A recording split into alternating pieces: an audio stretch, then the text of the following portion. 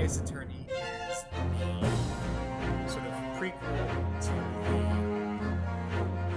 the Phoenix Wright games, Phoenix Wright Ace Attorney, legendary games for the Game Boy Advance and then for the DS.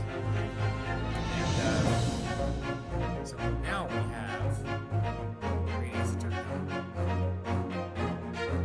There's not a voice. We'll fix that right now.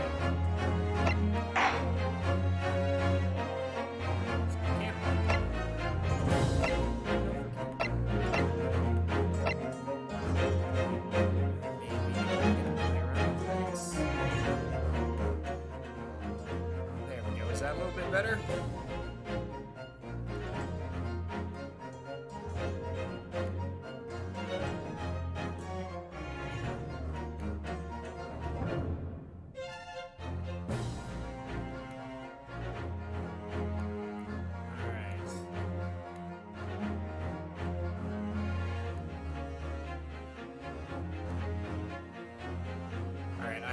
Adjusted the audio in OBS down a bit over my voice, so hopefully this will be a little bit easier to hear.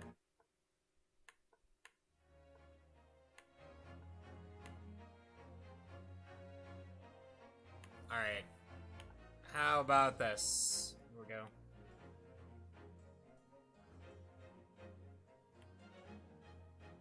Alright. If my mic is a bit quiet, I will go ahead and boost that as much as I can. And then I'll keep the audio down a little bit lower. Okay.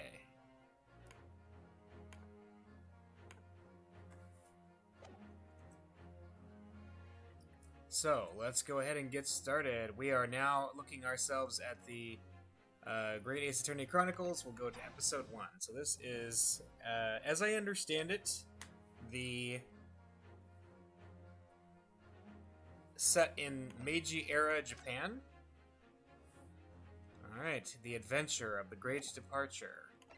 Alright, let's go ahead and do it. So we have access to the Great Ace Attorney Adventures and the Great Ace Attorney 2 Resolve. But we're going to play them in order. So let's go ahead and do it. Here we go. The Empire of Japan. After opening its doors, a push for cultural transformation brought great waves of Western influence to this far eastern island nation. The revolution washed over the land, making life in the capital exciting and unsettling. It was a period of great change, and some was swept away by the tide.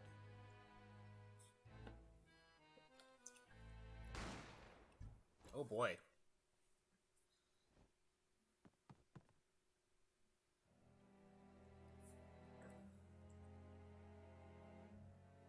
But for one man, the turbulence of that era was just the beginning of an extraordinary story. Wait a minute, I think that's us. Did we just shoot somebody? Of course we didn't, but we'll see. Bienvenue à la Carnival. Episode 1, The Adventure of the Great Departure.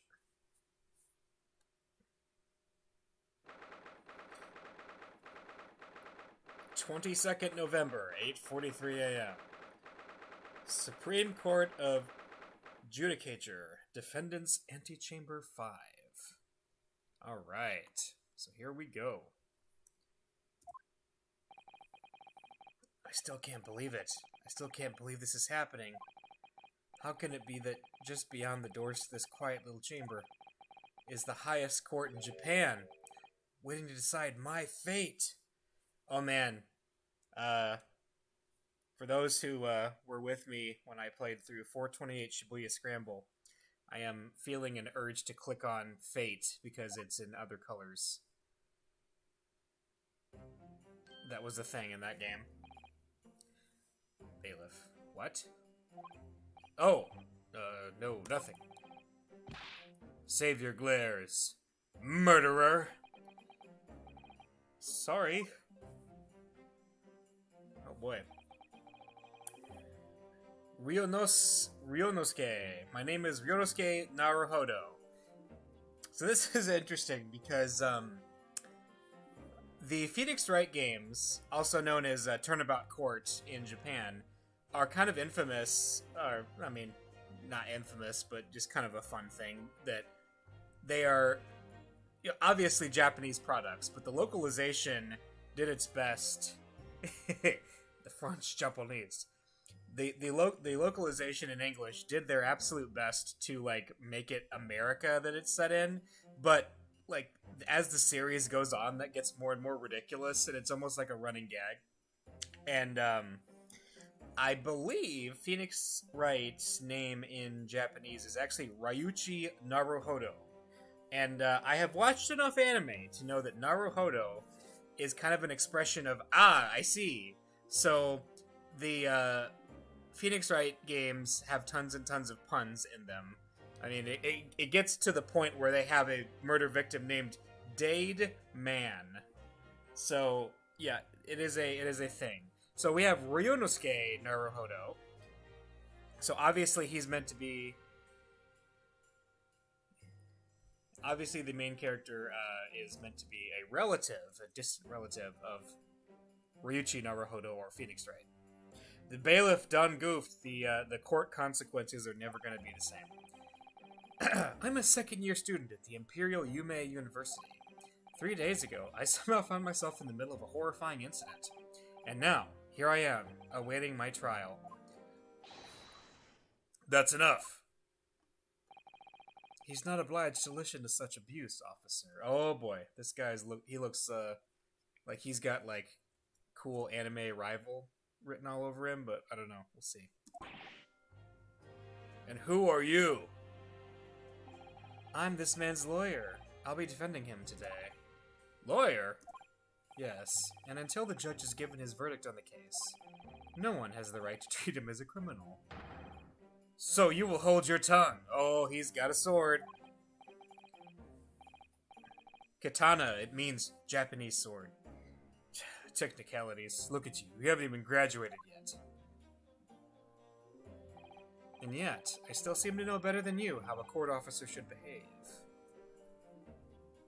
Haha, he looks edgy. Oh no. And yet, I still seem to know... Okay, I already read that part. Right, Ryonosuke?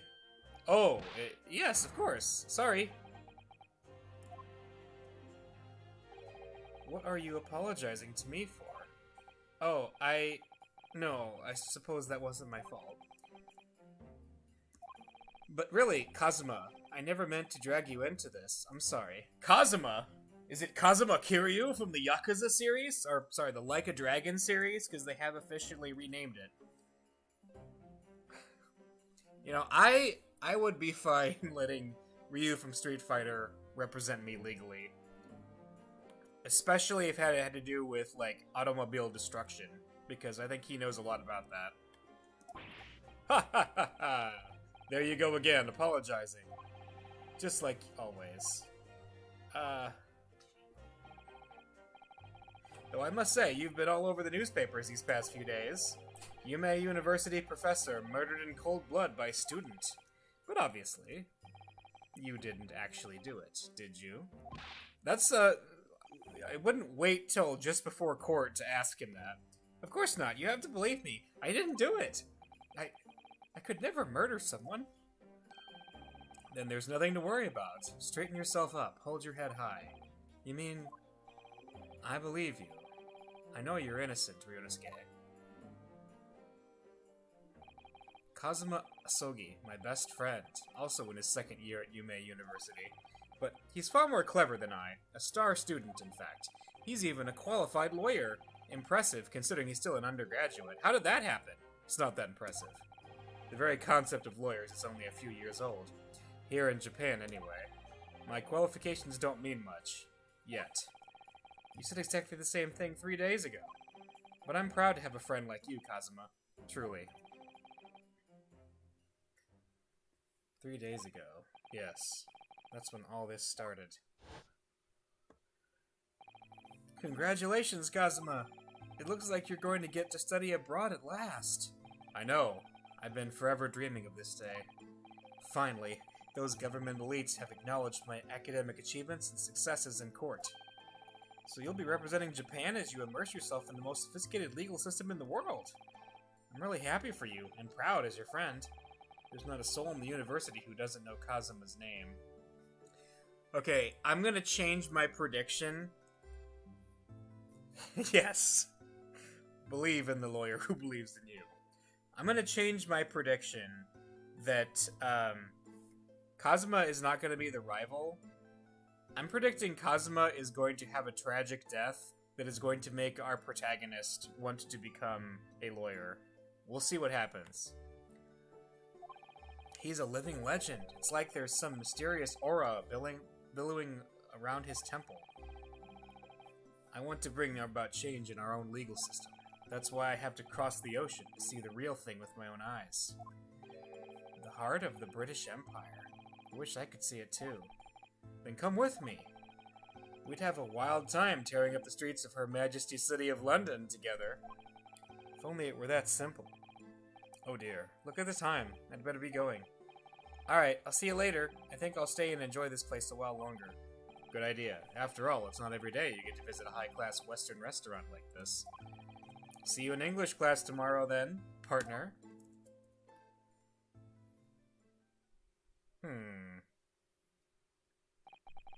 It was straight after that. That's when it happened. Asogi, may I have a word? Oh, somebody else is saying that. Professor, I didn't know you were coming. Well, this case has personal significance to me, but never mind that for now. Asogi, you should go immediately to the judge's chambers. To His Excellency's chambers? Why? He was looking for you before. You advocating for the defense in this trial was a sudden decision. It seems there may be some confusion about procedures today as a result.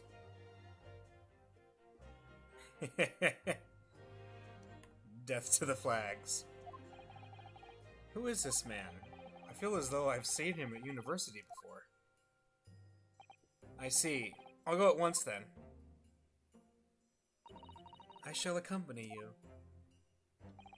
Alright then, Ryunosuke. I'll see you in the courtroom. Yes, thanks, Kazuma.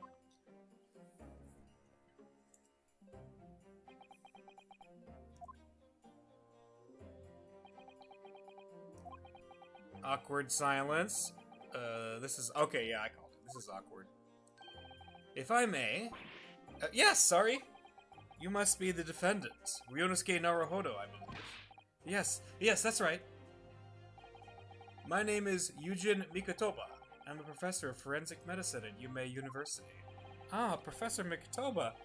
I've heard that name from Kazuma before. As I recall, he's been pushing to get the government to agree to Kazuma studying abroad. Asogi has told me about you. You and he are best friends, I understand.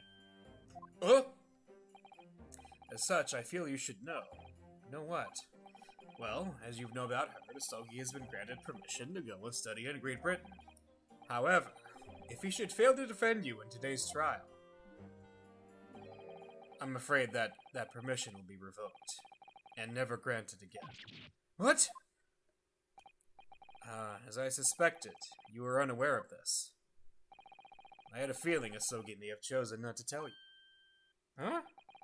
He's agreed to defend me, knowing that if he fails, his dreams will be shattered? But I don't understand. Why would the government do such a thing?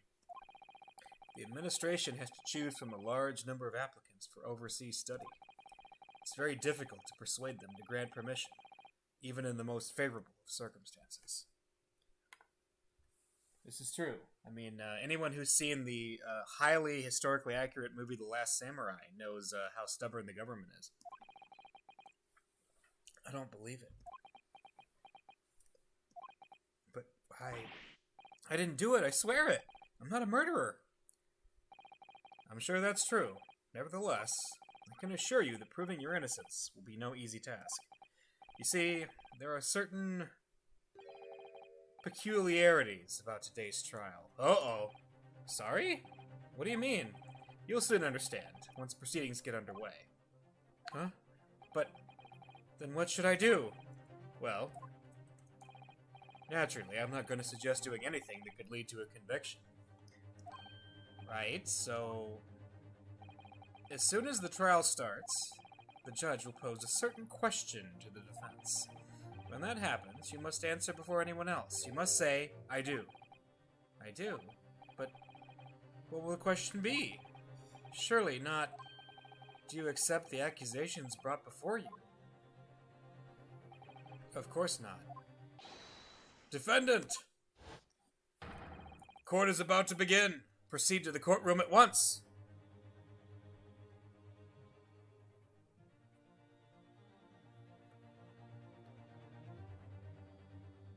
Yes, Tom Cruise definitely is not Japanese.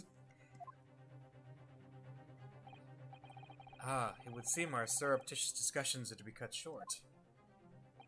So allow me to summarize. Kazuma Asogi must not be the defense lawyer in this trial. Of course, as the defendant, the final decision is yours.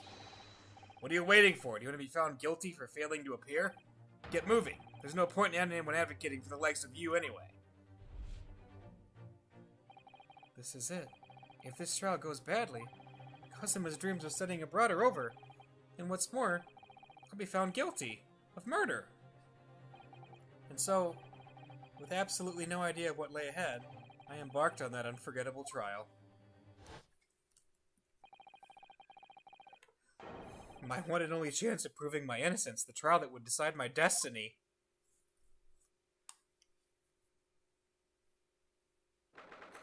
"22nd November, 9 a.m.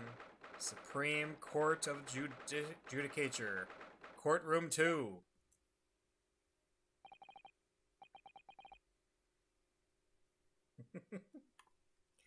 So, this is a courtroom. The Supreme Court of Judicature. No court in the land has more power. I don't much like the look of those people sitting in the public gallery. Lots of military and other uniforms in there. The powers that be have demanded that this be a secret trial. A secret trial? A trial that's close to ordinary members of the public. Only military and government officials may attend. They're the only ones who know why my headband floats in the breeze like this. What? But why? It'll become clear in time. But for now, you need to concentrate, Ryunosuke. It's about to begin. Oh no, it's, The court will now hear the trial of Ryunosuke Naruhodo. The prosecution is ready, Your Excellency. Oh no, it's this guy. This guy is, like in all of the Phoenix Wright games as the first prosecutor. I know, this is great so far, this is great. As is the defense. Before we begin, there is one point of order I would like to confirm. Yesterday evening, the defense made a last-minute request for a change of advocate. That's correct, Your Excellency. I made the request myself. Normal procedure is for the defendant's advocacy to be decided 2 days prior to trial. As this is an unusual circumstance, I am obliged to ask for final confirmation now. Who advocates for the defendant in this trial? So, I mean, immediate first impression, this judge seems a lot more competent than the judge from Phoenix Wright. The judge from Phoenix Wright is... I don't even know how to describe him. He's like a kindergartner, kind of, and is extremely easily led by the prosecution. This is it. This must be the first question. Who's gonna defend me? That's the question the professor meant. But then, if I say I do, I need to answer quickly. What should I do? Well, let's do it, guys. I do. Your Excellency, no confirmation is needed. As I'm standing here beside the defendant, I hope it's clear who will advocate for his defense. Oh.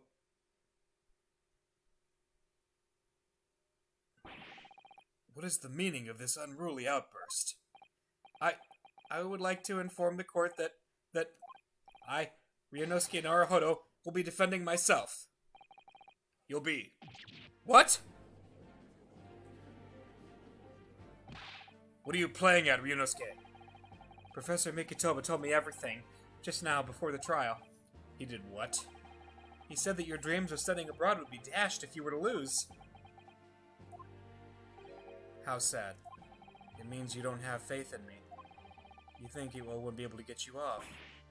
No, it's not that, really. It's just that, well, on the off chance that things don't go well for me, I couldn't bear to be the reason that you... Yes, I knew that's how you'd feel, which is exactly why I decided not to tell you.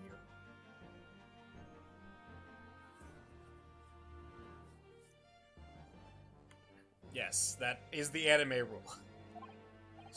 Professor Mikitoba shouldn't have stuck his nose in. Very well. The court hereby recognizes the defendant's decision to advocate for himself in today's trial. Well, well. Does the accused admit defeat already? Renouncing his own counsel, really? Objection! Make no mistake, counsel. This merely shows that the defendant's innocence is so apparent he's confident that he can speak for himself. Isn't that so, Naruhodo-san? Oh, yes, exactly. Exactly what I wasn't thinking. I'm not confident at all. In fact, my mind's a complete blank. I realize you're in charge now, but still, try not to look so bewildered. Well, for a mere university student to be brought before the Supreme Court, you must have perpetrated a most heinous crime indeed. As you are no doubt aware, this is the Supreme Court of Judicature of Japan. Accordingly, the very highest standards of conduct are expected of all present. Do I make myself clear, Defendant Naruhodo? Yes, Your Excellency. It is therefore my duty to assess your competence for the task you have undertaken. My competence? What does that mean? He is questioning your ability to do the job.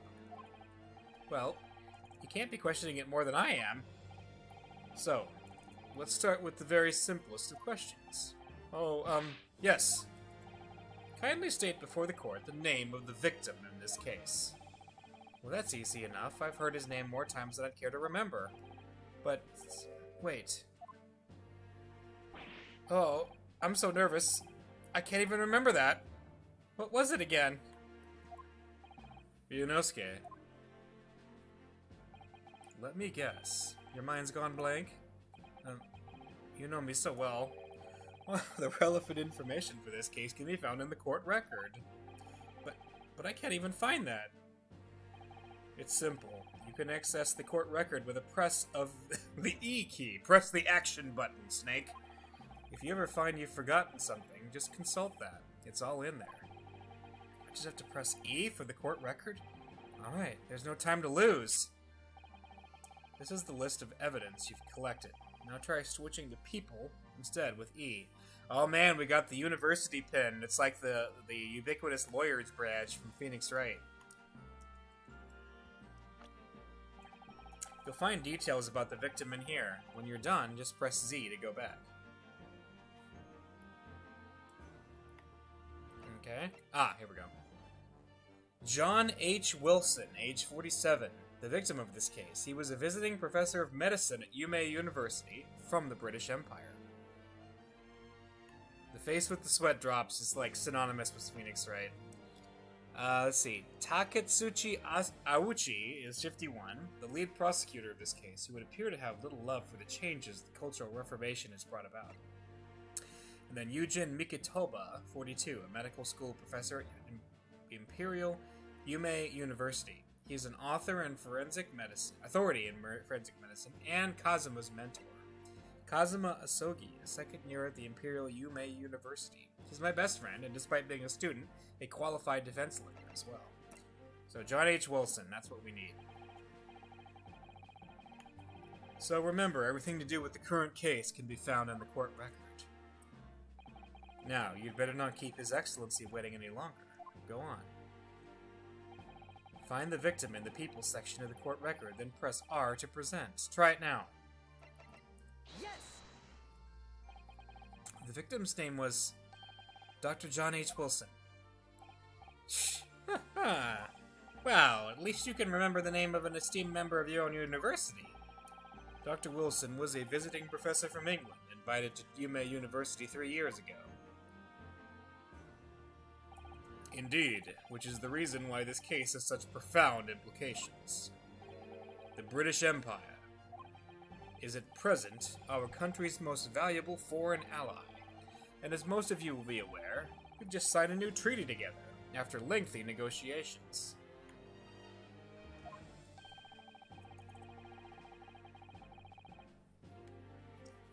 Yeah. There can't be anyone who hasn't heard of the Anglo-Japanese Treaty of Friendship and Navigation. And yet, despite these delicate circumstances, the blood of an Englishman has been spilt on our soil. You two are both undergraduates at the Imperial Yume University, are you not? Murdering a professor from the very institution that provides your education. Have you no honor? But I didn't do it. This case is coming under great scrutiny from our allies on the other side of the world.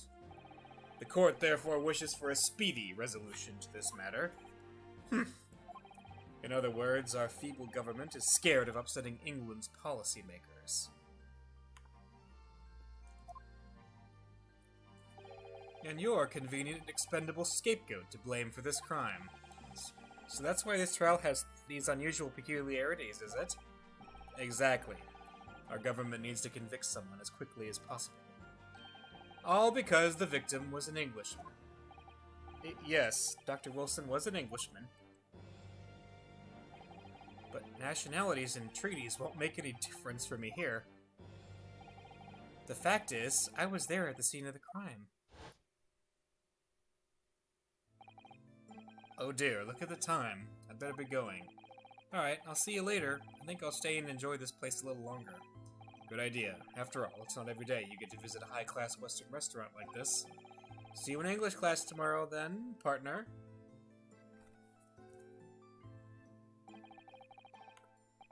The British Empire. Wow, it's incredible to think. Wait. I've seen that man at university. I'm sure he's a visiting professor from Great Britain. I don't know his name, but still, I should go and say hi. So I went over to the professor's table and introduced myself to Dr. Wilson. Now then, let me pose my next question to you, Defendant Naruhodo. Yes, Your Excellency. How did this professor of medicine, Dr. John H. Wilson, lose his life? State before the court the cause of death. The cause of death? Well, obviously that was, Ryunosuke, remember that in court, every assertion must be backed up by evidence. By evidence? But how? Find the piece of evidence that shows the professor's cause of death, and select Present. Do it now. The post-mortem report, not the autopsy report. Death occupied a little after 2 p.m. and was caused by loss of blood from a gunshot to the chest. The bullet did not pass through the victim's body. Present. Yes. Well, according to this document, the victim suffered a hemorrhagic death due to gunshot trauma. Learn to read, you imbecile! That's the post-mortem report, I take it. Sorry, yes, that's right. The post-mortem report. In the West, a doctor dissects corpses to identify the cause of death in an autopsy. But here in Japan, a police officer merely inspects the body and draws conclusions that way. Oh, I see. As long as I'm not going to be testing any of this later. Oh, you will be. This is a so-called photographic print of the scene of the crime.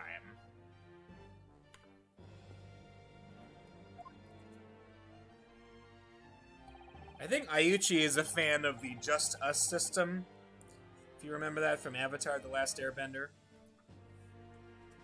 You can clearly discern scorch marks around the bullet hole produced by the powder explosion. In other words, we should assume that the victim was shot at close range. Thank you, counsel. The court will accept this modern scientific evidence into the record. The photographic print of the victim has been entered into the court record. The photograph of victim, a photographic print that shows the victim. He was shot from the front in the chest and subsequently died. So that's a photographic print. Well, that's something I've never seen before. It's clearly superior to a drawing. The detail is incredible. Very well. I am satisfied with your answers. Let us start the trial. Certainly, Your Excellency. So without further ado, in order to better appraise the court with the facts of the case, the prosecution hereby calls its first witness, who was there at the scene of the crime when it happened. This is it then? I think I may have worked out what the professor had in mind. The professor? You mean Dr. Mikotoba? Yes. Clearly, you're the defense lawyer today, but not me. But that doesn't mean... Well, I can still act as your assistant. Ah, of course! When he was speaking with me before, he simply said, Kazuma Asogi must not be the defense lawyer in this trial. He really has been sticking his oar in, hasn't he? Maybe, but any help you can give me would be greatly appreciated, Kazuma. Well, my first piece of advice is, rein in that crazy look of bewilderment and control the cold sweats. Only if you rein in that crazy headband and control the cold stares first. You and your crazy headband. Hey, this guy looks familiar too. Witness, state your name and occupation for the court, please. Of course. My name is Satoru Hasanaga. I am the head waiter at a Western-style restaurant called Le Carnival.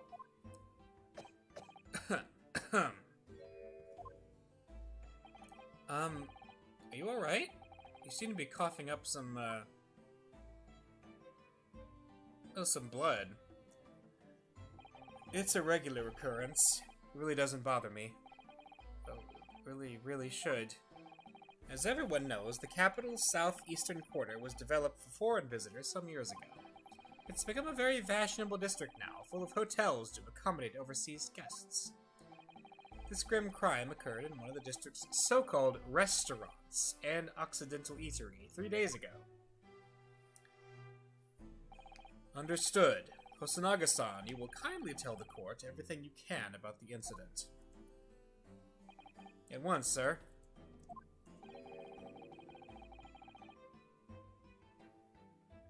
Yep, it's the TBs. And no petty interjections from the aspiring lawyer boy, please. Oh, perspiring maybe, but aspiring. It was just after 2 p.m. on the day in question. We have few diners at that time of day. The lunchtime rush was over, and there were only 3 tables still occupied. That fits in with my memory of it, too. There was hardly anyone else in the place.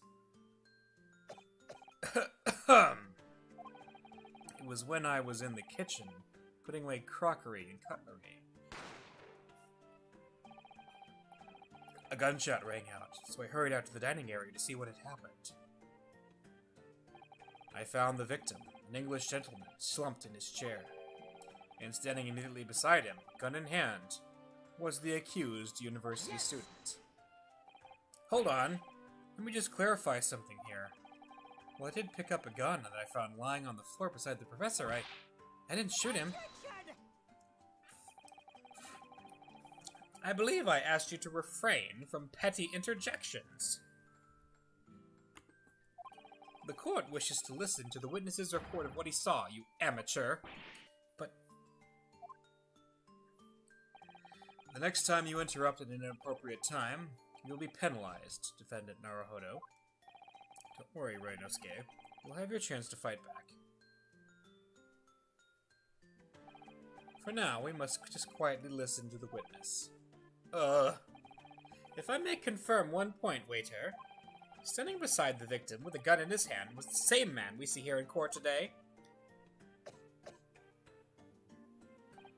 Yes, without question. I see. And apart from the accused, was there anyone else standing beside the victim? No. There was no one else around that table but the deceased Englishman and the university student. Huh? Wait, what did you just say? There was no one else around that table. What's the matter, Ryunosuke?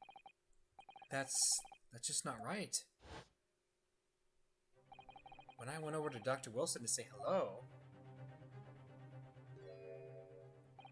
there was a woman sitting opposite him at his table. Really? And that's not something the waiter could have missed. I've been warned about interjecting, but still, what should I do? Let's wait and see, because, you know, I've played the Phoenix Wright games. I know we get our turn to talk back, so let's see. I desperately want to say something, but I was told not to interject. Ryunosuke, if your parents tell you to study, you're the kind of man who would diligently get to work, aren't you? I suppose I am. I'd never have gotten into Yume University otherwise. But you can't just always follow the rules in life, you know. If you don't say what you want to say right now, you'll seriously regret it when you're found guilty.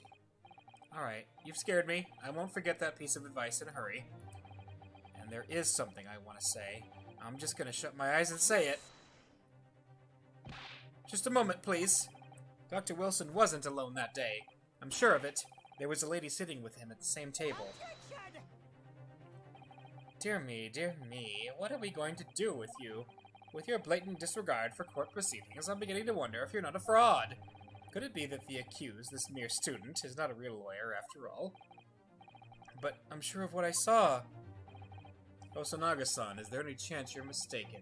Perhaps your memory of events is hazy. No. Uh-oh. His glasses have gone all, opaque. We know what that means in anime terms. The deceased gentleman came to dine alone. I don't believe it. I actually have a rough plan of the restaurant as it was that day. Please, have a look if you'd like to. Let me see. A sketch of the establishment's layout drawn by yourself, I presume. That's right. I'm afraid I used the back of my business card. It was a turbulent situation. However, as you can see, the gentleman in question was seated alone. Well, you're clearly a very conscientious waiter. Thank you, sir. The court will take this plan and add it to the court record as evidence. Oh, well...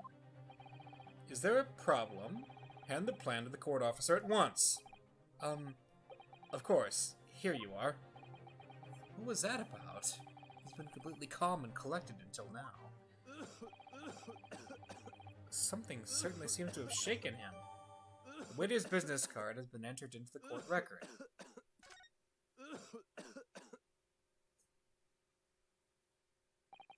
So, the court has now heard a précis of the case. Yes, at the moment the gunshot was heard in the restaurant. The only person in close proximity to the victim was the defendant on trial today. It would seem we're looking at a black and white case here. Defendant Naruhodo. Yes, Your Excellency? If you admit your guilt at this stage, the court is willing to look mercifully upon you.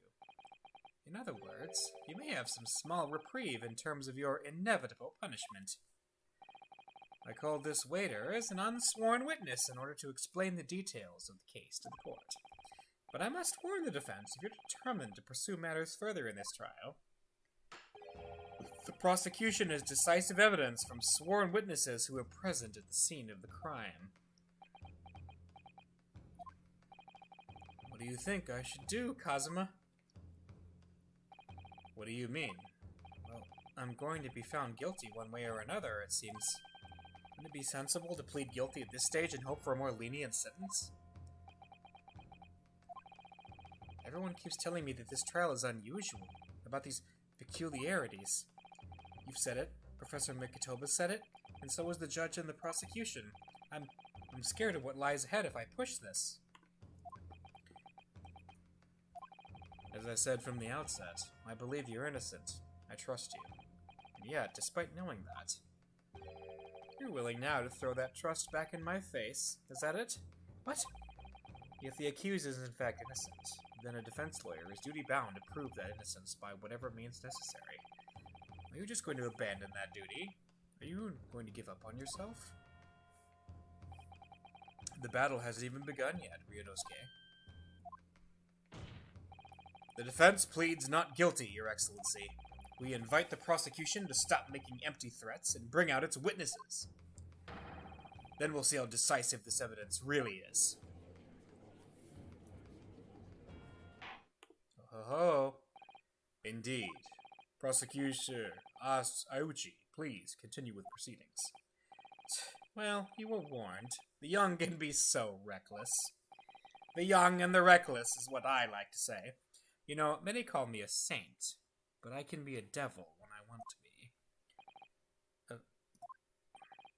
In a few short moments from now, that dumbstruck young mouth of yours will be silenced. Forever. The prosecution calls its next witnesses. Very well, officer. Bring forth the witness at once. Oh boy. Witnesses, kindly state your names and occupations for the court. Oh, this is new. The Phoenix Wright games never had multiple witnesses up at once. Yes, sir. The Great Nippon Imperial Army's Sergeant Ayesa Nosa reporting for duty, sir. Myself, I find employ as a purveyor of fine articles of antiquity from the efflorescence of our nation Nippon, and conduct my trade from Rasute to humble premises in the 2nd District. Kyoryo Korekuta at your service. An antique dealer and a soldier? What an unusual pairing. Both of these gentlemen were present at the restaurant on the day in question. It must be the diners at the other table that the waiter mentioned. Myself, I habitually take tea of the most exquisite aroma at the establishment in question, always post-noon, and not infrequently converse with interested parties regarding the curios with which I make my business. I can't understand a word that old man is saying. He's an antique dealer. It sounds like he's a regular at Le Carnival. He seeks out potential customers who may have an interest in antiques and tries to sell his wares to them.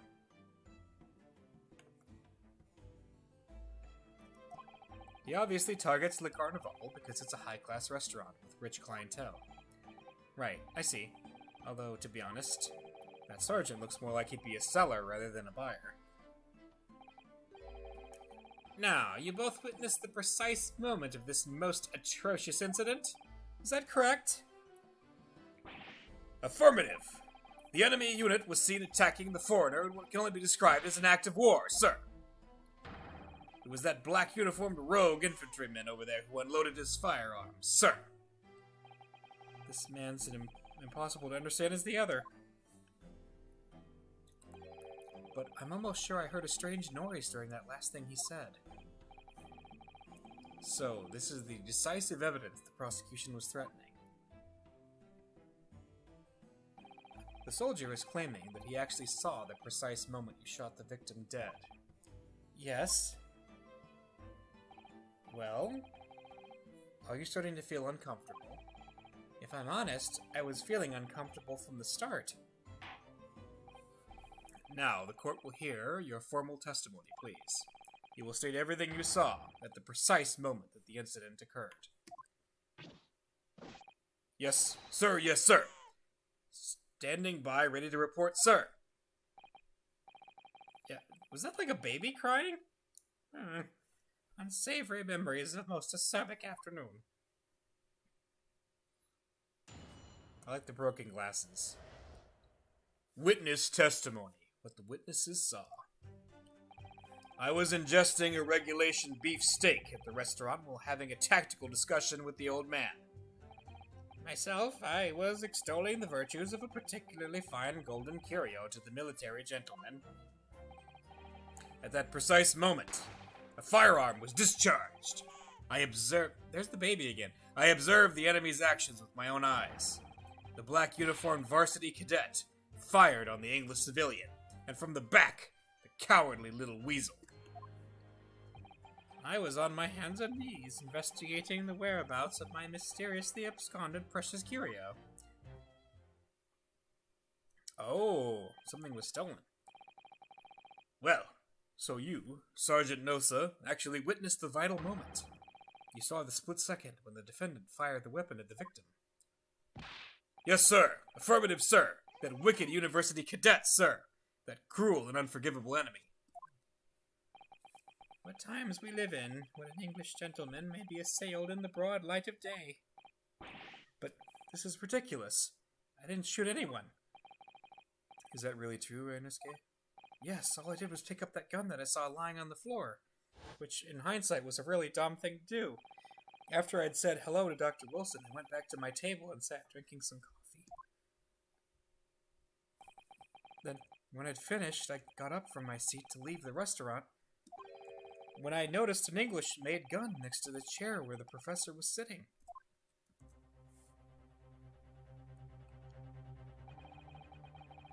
Yeah, regulation steak sounds like not the best sort of steak. I thought perhaps the professor had dropped it, so I bent down, and just as I was picking it up, bang! Well, if that's the truth, there was obviously a criminal on the scene somewhere. And somewhere in these two witnesses' testimonies, there's a clue as to who that criminal was. There is? Runosuke, you must exercise your right to cross-examine the witnesses. Cross-examine? Do it now! As we have heard, Your Excellency, there is no room for doubt in the testimony of these witnesses. The defendant is clearly guilty. It is time to bring the despicable student to justice. Certainly, the testimony the court has just heard eliminates any vestiges of doubt. Therefore, it is my grave duty to declare the verdict of this...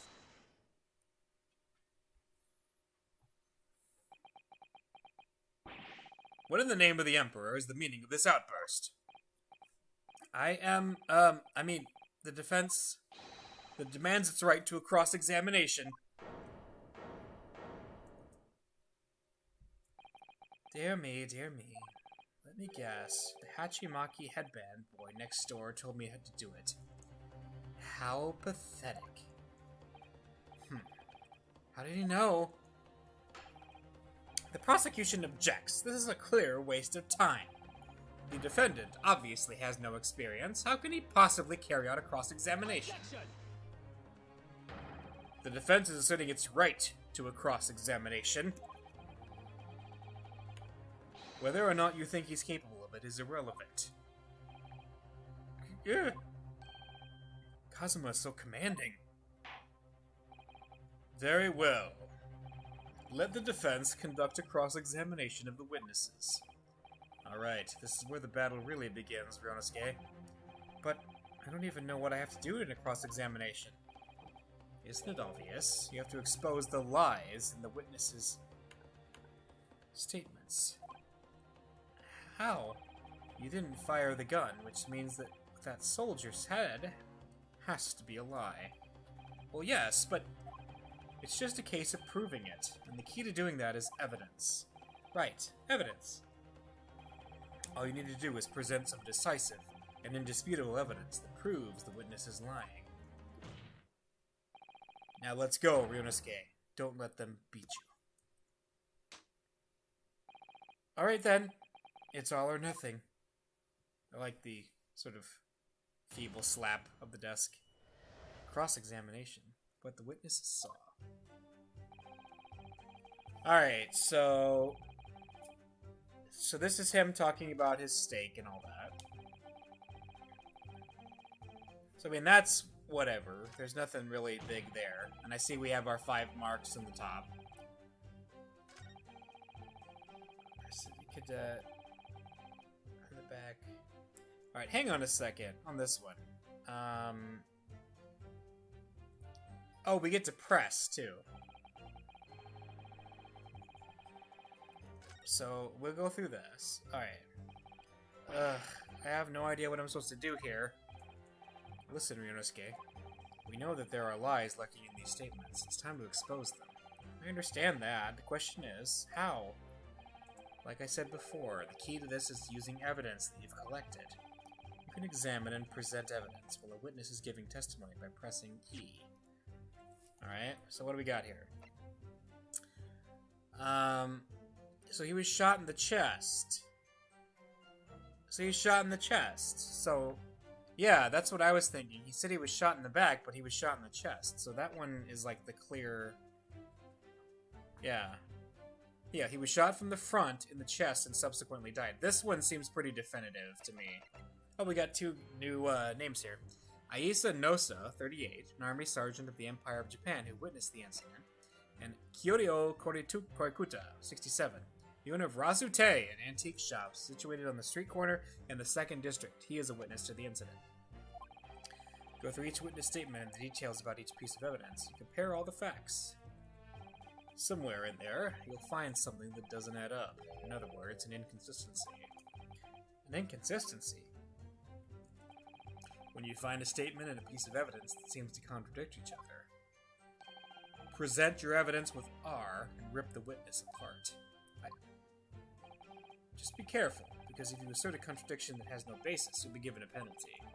If you're dealt too many penalties, the defense's case will fall apart, and you'll receive a guilty verdict. So that's it. The evidence in the court record and find an inconsistency with a witness's statement. Alright, I'll give it a try. You can hear the witness's statements over and over again as many times as you like. So keep your head and be measured in your attack. Good luck, partner.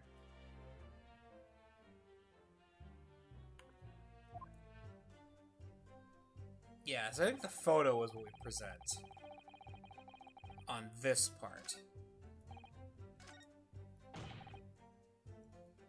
Okay, so we know that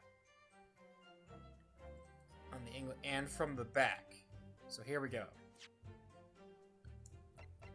So this is what we want to present. Yes!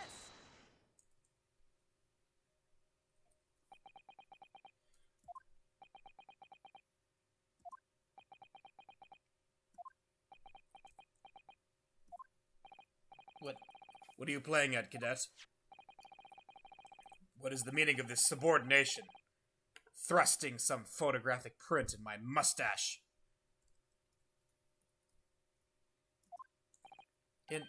Inconsistency, sir. I mean, yes. There's a clear inconsistency here. What nonsense. What can this print possibly tell us that we don't already know? Well, obviously, that, I know what I want to say, but the words just won't come out of my mouth. Huh, I think this proves beyond any doubt, Your Excellency, that there is no place for an amateur student here in this grand courtroom. This is so frustrating. Oh, please. Surely this doesn't require an explanation. It couldn't be more plain. To spell it out would be an insult to the court. Kazuma, what are you talking about? It's apparent from a single glance at the photographic print presented by the evidence that there's a clear discrepancy here with the sergeant's statement. What? Sergeant Ayasa Nosa. Yes, sir. What, sir? The statement you just made was this.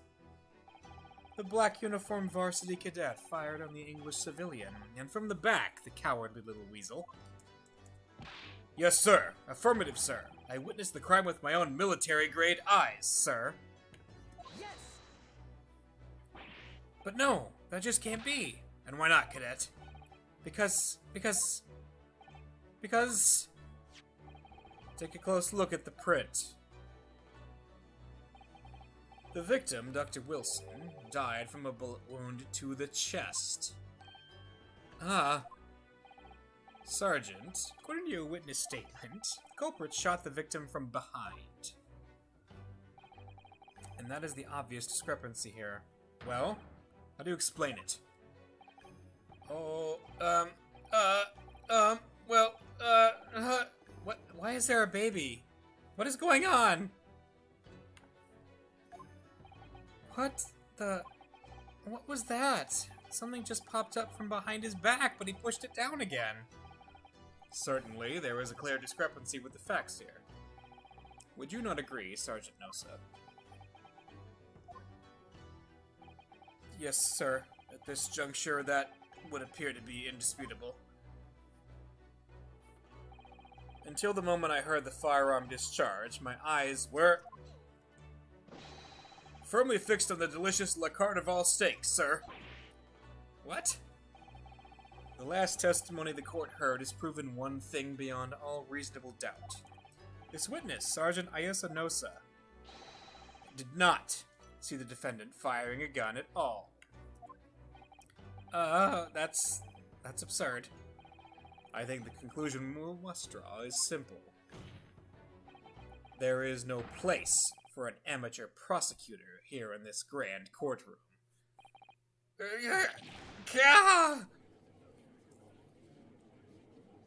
Achievement unlocked. Inconsistencies here. There's been a complete turnabout in the mood of this trial, just from that one discrepancy. It's a turnabout court. So this is what being an ace attorney is all about. But I definitely saw him. That university cadet there. He was pointing the firearm directly at the victim's back. But I never fired the gun. All I did was pick it up off the floor. And you, old man, you didn't see the moment the victim was shot either? Myself, I have already been quite clear. The gunshot interested me not.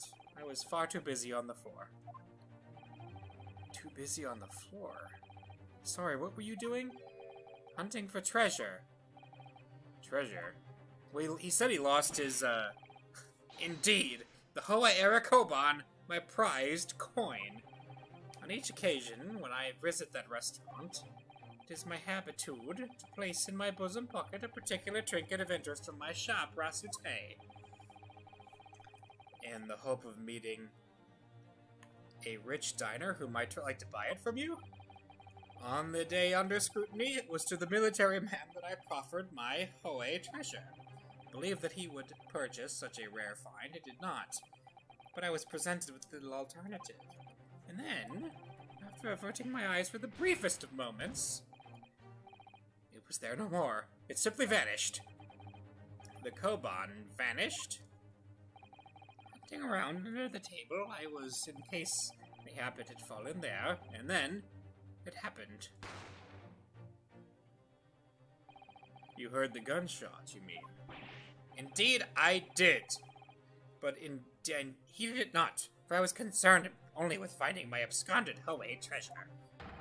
Nothing could distract me. Out of interest, did you find the coin in the end? No. Oh, do we have a motive? Let's do a motive dance. I see.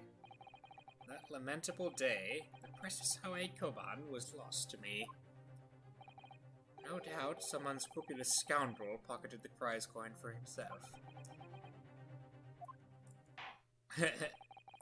As I'm sure everyone present is aware, this case demands a swift and decisive resolution. Our government has promised to send a full report to Great Britain by telegraph this very afternoon. Nevertheless, the witness testimony the court has heard was inconclusive. No matter how subservient our government feels it must be to the British, it would be unforgivable to deliver a verdict on this trial right now. What is your position, Prosecutor Ayuji? Worry not, Your Excellency. The defendant may have fled a tiger at the front gate, but he will find a wolf at the back. My witnesses have further testimony to make. Explain. Upon hearing their next statements, it will become abundantly clear that there is only one person who could possibly have committed this despicable crime. The equally despicable defendant, Ryunosuke Naruhodo. What? He really seems to have a despicable opinion of you, doesn't he? Very well. The court invites the witnesses to testify again. You will thoroughly explain the reasoning behind the prosecution's allegation. Is that clear? As clear as Kiriko glass, Your Excellency. Yes, sir. At once, sir. Awaiting signal to testify, sir. Excuse me, but there's something or someone peeking out over your shoulder, I think. Affirmative. The newest member of the Nosa family to rise up through the ranks, sir. Name Maedo. It would seem those straps are a sign of the sergeant being too strapped to afford a nanny. Aido. Teen Shun. Your father is about to quell the enemy. Watch and learn, my boy. Witness testimony. The true culprit. Even if what I saw wasn't the precise moment the firearm was discharged, it's almost the same thing. Yes, pointing his gun at the foreign man he was, that young lad in black, that much I myself did see. Furthermore, a visual search of the premises at the time confirmed that we were only personnel present. Indeed, alone he was, the Englishman, dining all by himself. I don't know why I talk like Yoda. Therefore, no one other than the black uniformed cadet could have dispatched the Englishman. Over and out. These testimonies are certainly... Wait! That's nonsense! The victim, Dr. Wilson, wasn't alone at all! Please, enough of these outbursts already. But there was a woman. There was a young woman at his table. You must have seen her. Everyone there must have seen her. If you call yourself a lawyer, then you will respect the rules of the court and speak accordingly. We are not here to listen to your fantasies. No, I have... anime snot bubbles. It is evident beyond all reasonable doubt that the victim was alone at the time of the incident. The prosecution has photographic evidence of this fact. Is this a photographic print of the scene of the crime, counsel? Indeed, of the table at which the victim was dining, taken by an investigator immediately after the incident. As can plainly be seen, there was only one place set. Certainly, based on the appearance of this print, it would either be reasonable to conclude that the victim was not in the company of anyone else. This doesn't make any sense. The court will add this new photographic evidence to the record. The photographic print of the crime scene has been entered into the court record.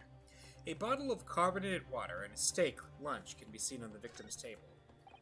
Ah, he was having some Perrier. I don't understand. What's going on here? It's just not possible that nobody else saw that woman. The waiter before said the same thing. He maintains that Dr. Wilson came to the restaurant alone as well. But that's not true. I saw her. I swear that. I saw a woman with him. It would seem that we'll be able to telegraph the report to Great Britain on time after all. The witness testimonies we have just heard leave no further room for doubt. These are very sensitive political times, as we all know. The ink is still fresh on the treaty with Great Britain.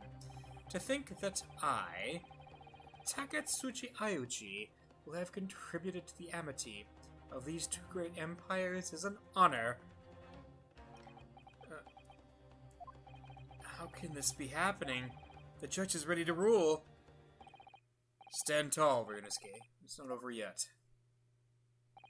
What? If what you say is true, then there's something going on here behind the scenes.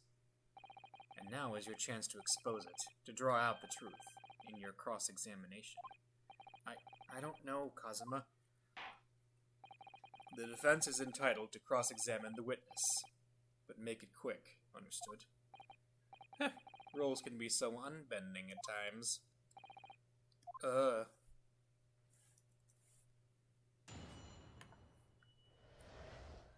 The true culprit. Even if what I saw wasn't the precise... Oh, well, we saw this, but... No, is this... Well, wasn't almost the same thing. He's pointing his gun at the foreign man he was, that young lad in black. That much I did see.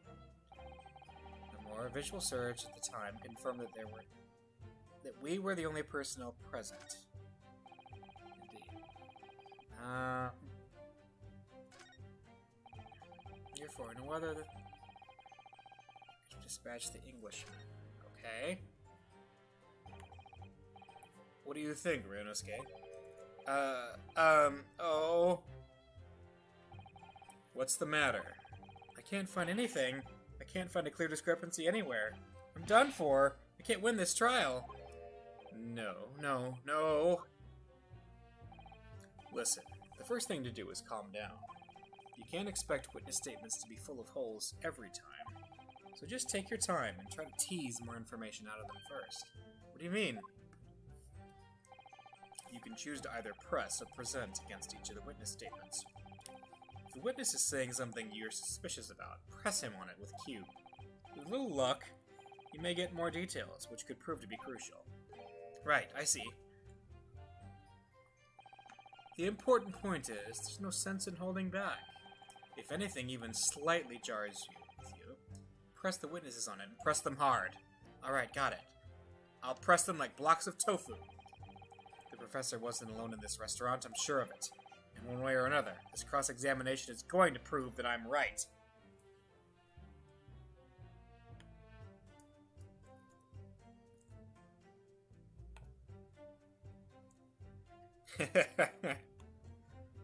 Sakura does indeed agree. Ryo is a tease. It's time to press them for all they're worth. My fate depends on it. I'm gonna press you. Wasn't the precise moment of fire. It's almost the same thing. Let's talk about that. No. It's not the same thing at all. For a start, I didn't fire that gun. We have a difference of opinion on that. The opinion of an uniformed officer versus that of a fledgling cadet. I don't think so. Consider this, defendant. Just a moment ago, I blinked. Did you? Did you see it? Did you see me blink? How could I? And yet, it is an undeniable fact that I did blink. So there you have it. Have what? Tension! The sound of the firearm rang in my ears in the very next moment. I saw you waving the gun at the Englishman. I think that says it all, don't you? And let us not forget that the antiques dealer witnessed the accused in this most incriminating position as well. Isn't that so, Koritsuda-san?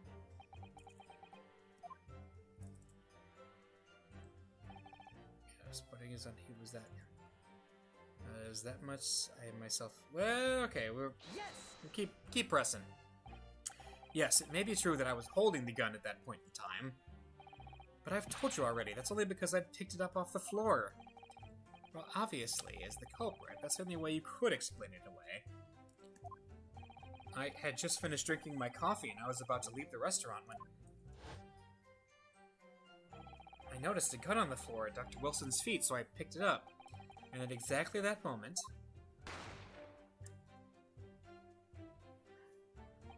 a gunshot rang in my ears. Full of events beyond our control, life is. Sorry? What do you mean?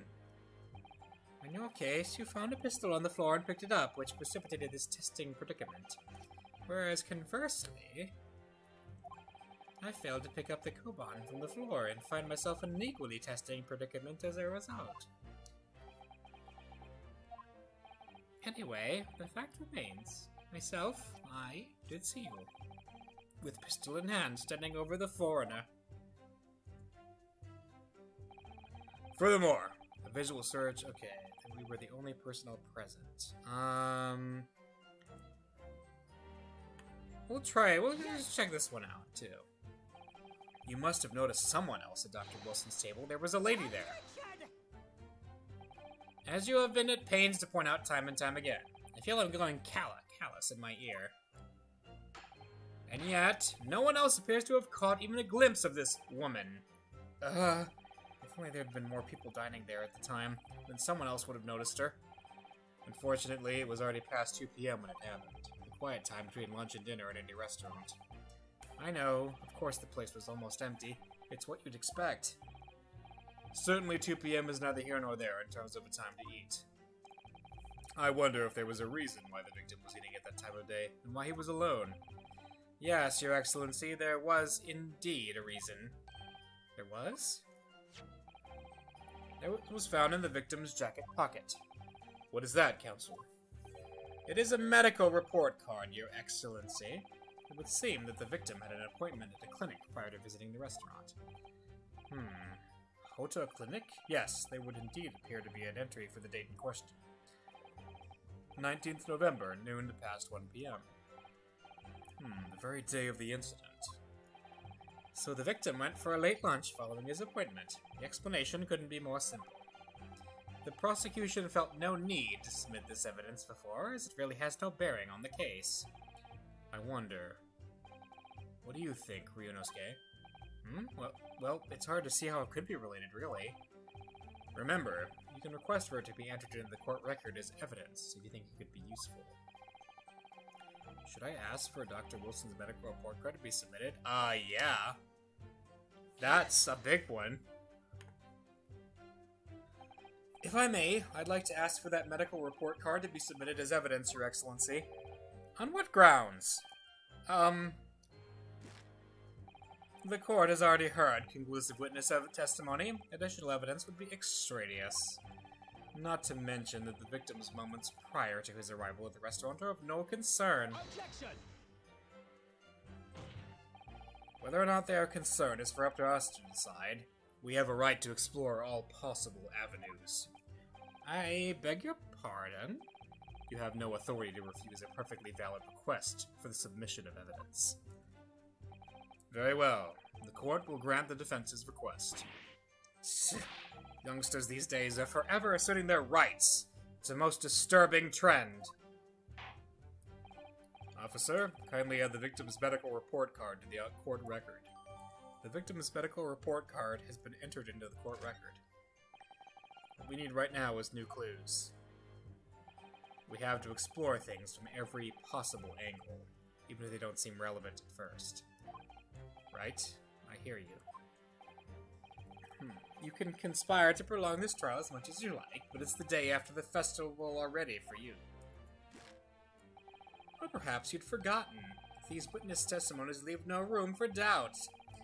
Feel free to reiterate for the accused, Korakuta-san. Indeed, alone he was, the Englishman, dining all by himself. Yes! So you actually saw that with your own eyes, did you? The victim, Dr. Wilson, dining alone? That I did. Forgive me for the position I placed you in. So the testimonies of the old man, the soldier, and the waiter all agree on that point. Isn't that interesting? Let us not forget the incontestable evidence we have to support their statements as well. As can clearly be seen, there is only a single beef steak on the victim's table. A meal for one. No. The antiques dealer, the sergeant, and the waiter who testified before. It's not impossible that they're all lying. But if so, then why? If I'm perfectly honest, I have absolutely no idea. Therefore, no one other than the black uniform cadet could have dispatched the Englishman. Over and out. Yes! So let's press him on that, too. Why aren't you telling the truth? What did you say, cadet? I clearly remember there was a woman sitting across the table from the professor. It was a highly regulated steak, I'm sure. Perhaps one of you might not have noticed. But for both of you to have failed to see the professor's dining companion, it's just not possible. They all why are they looking away like that? Unfortunately for you, Defendant Naruhodo, it's not just a case of these two witnesses alone. Sorry? The waiter, whose testimony the court heard earlier, clearly stated the same thing. He also said that the victim was alone. That's right. Precisely. In other words, you are the sole proponent of this phantom lady. But if such a woman were indeed present at the scene, the prosecution demands to see proof. And if no such proof exists, the prosecution demands that no further mention of this phantom woman be made. It is a blatant waste of the court's time. There's nothing I can say to that. Excellent work, Ryonosuke. We've gleaned some new information now. Well, yes, but I don't feel like it changes much. I can't see that it brings any real discrepancies to light. I wouldn't be so sure. Let me see that medical report card you got before. Oh, you mean this? Yes, this is a brand new piece of evidence, so perhaps we should examine it in a little more detail. How exactly? You'll notice that some pieces of evidence bear a magnifying glass. These are the ones you may examine.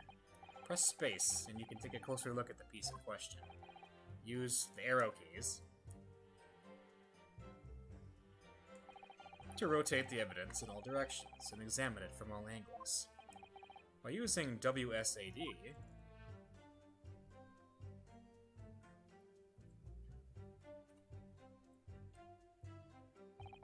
you can move the crosshairs around to hunt for clues that may have been missed before.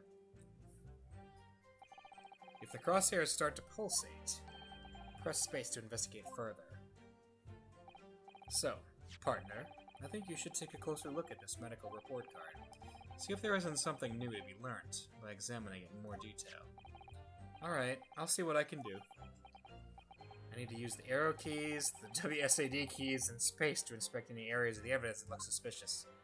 Alright, here we go. Let's see. So this says medical report card. Anything on the back? It's a dentist. Okay. It looks like this medical report card was first issued quite some time ago. It's probably a record of long-term treatment, that's why. With a family doctor, I imagine. Well, I can't imagine going to a doctor, I mean. As long as I'm alive, I'm never consulting one. Well, if you were dead, there'd be no point. So you don't like doctors, then? Why would you? They make you drink horrible-tasting medicine. They give you painful injections, and then they demand lots of money from you for the privilege. All when you're at your lowest ebb. You sound like a model patient, with a bad case of stubbornness, no less. For which the only cure is very bitter medicine indeed. Okay, so we got that. Can we open it up? I can't, no. Alright, medical report card. I can't find anything out of place. So we just know that that's a thing. Let's look here. It says Hoda Clinic on this medical report card. I hate clinics almost as much as I hate hospitals and surgeries.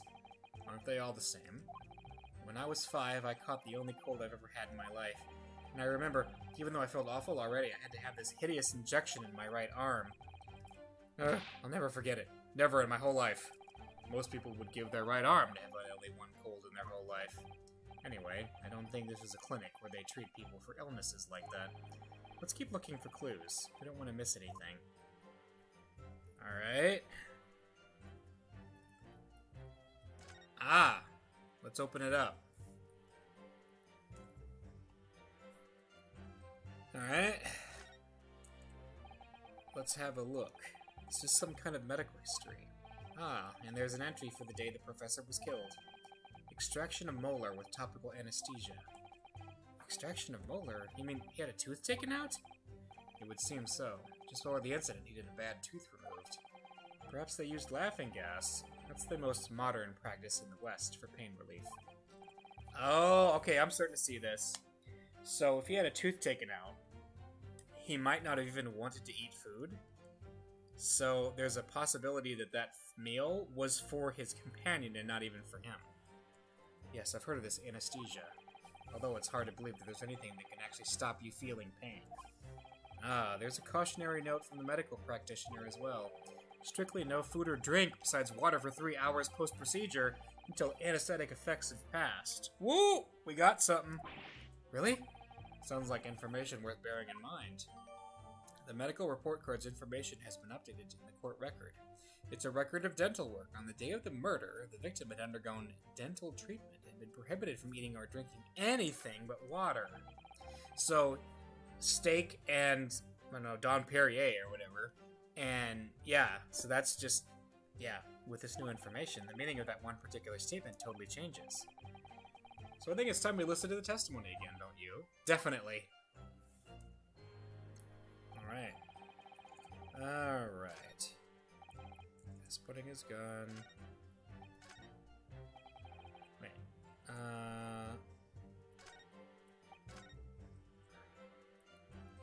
Alright. It's where he says he's dining by himself. I still don't feel like the situation has really changed, though. Just come to light, and that's what we need. I think the situation has changed a great deal. We've come a long way. How so? Because we have just what we need. It's simply a case of using it to our advantage now. Then do you mean there is a discrepancy somewhere? There is. The crucial point is the victim had been prohibited from consuming anything but water when he was shot. The fact that has not yet been brought to the court's attention. He's right. Thinking about Dr. Wilson's circumstances at the time of the incident puts that particular statement in a totally different light. Always keep your eye on the progress of the battle. That's the only sure way to win. Alright, so we're gonna do...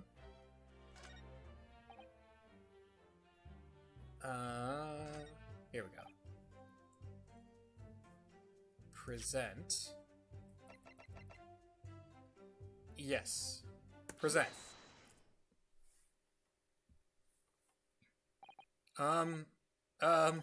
Well, I think, what are you wittering, lad?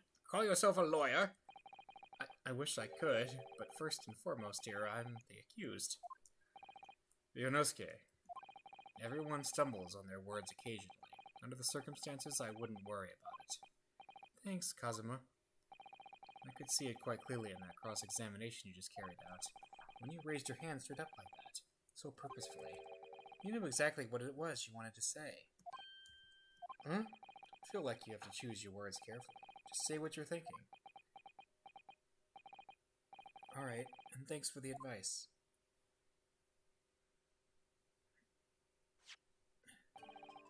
Kurikuda-san, this is a medical report card belonging to the victim. Ah, I see. And I don't see. What of it, boy?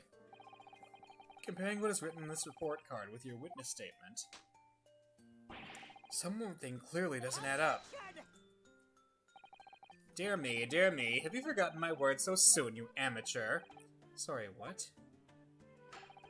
You are not to interrupt court proceedings with your amateurish drivel.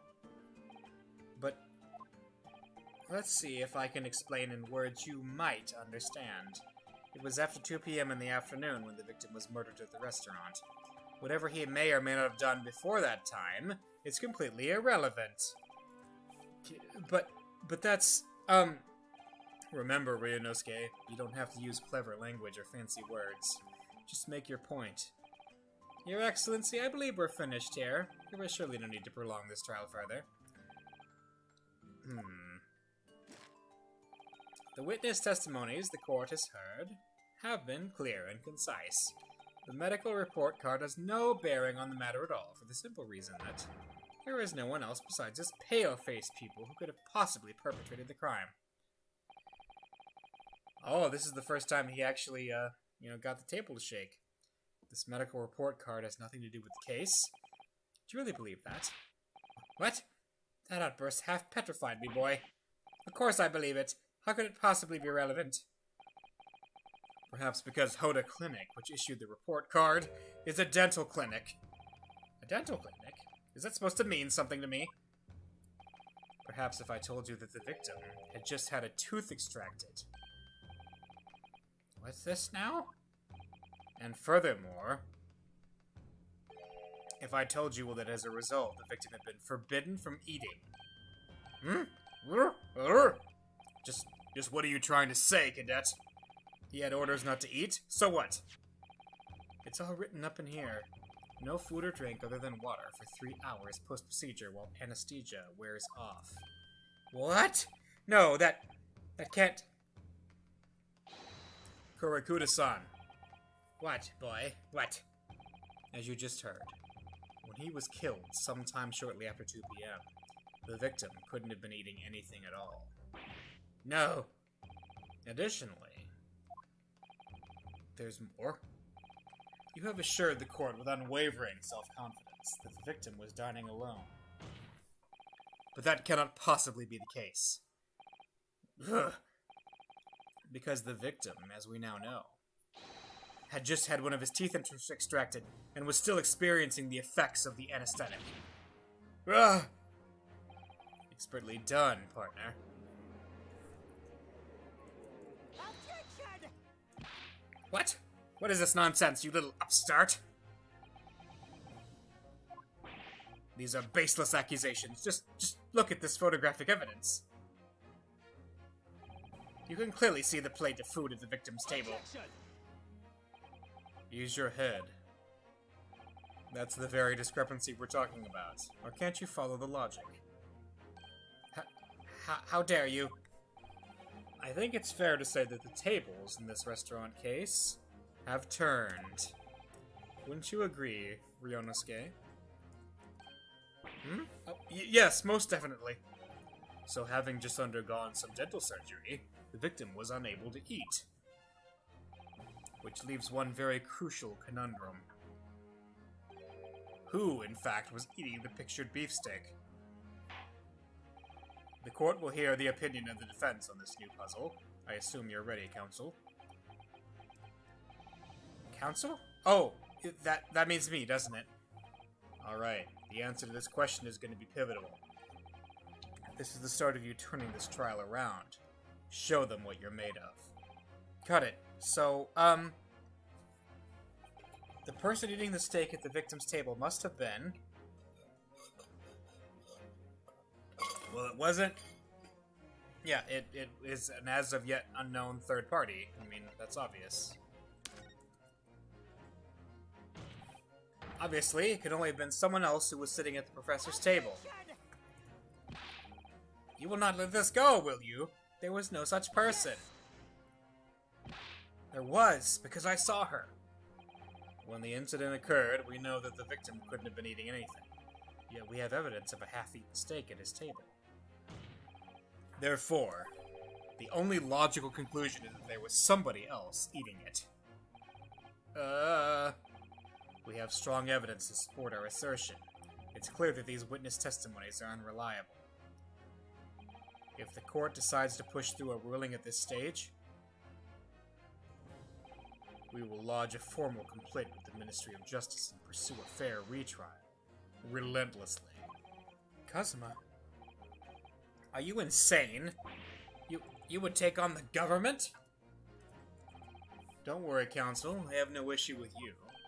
What do you mean? I have no issue with them. These two witnesses in the stand. What? What are you talking about? We have demonstrated with evidence that the victim was not alone. So, if it now turns out that the two of you deliberately lied when giving your testimonies, obviously you will be charged with perjury. Perjury? And, since this is a murder trial, you will also be deemed complicit in the killing. Complicit? In murder? No!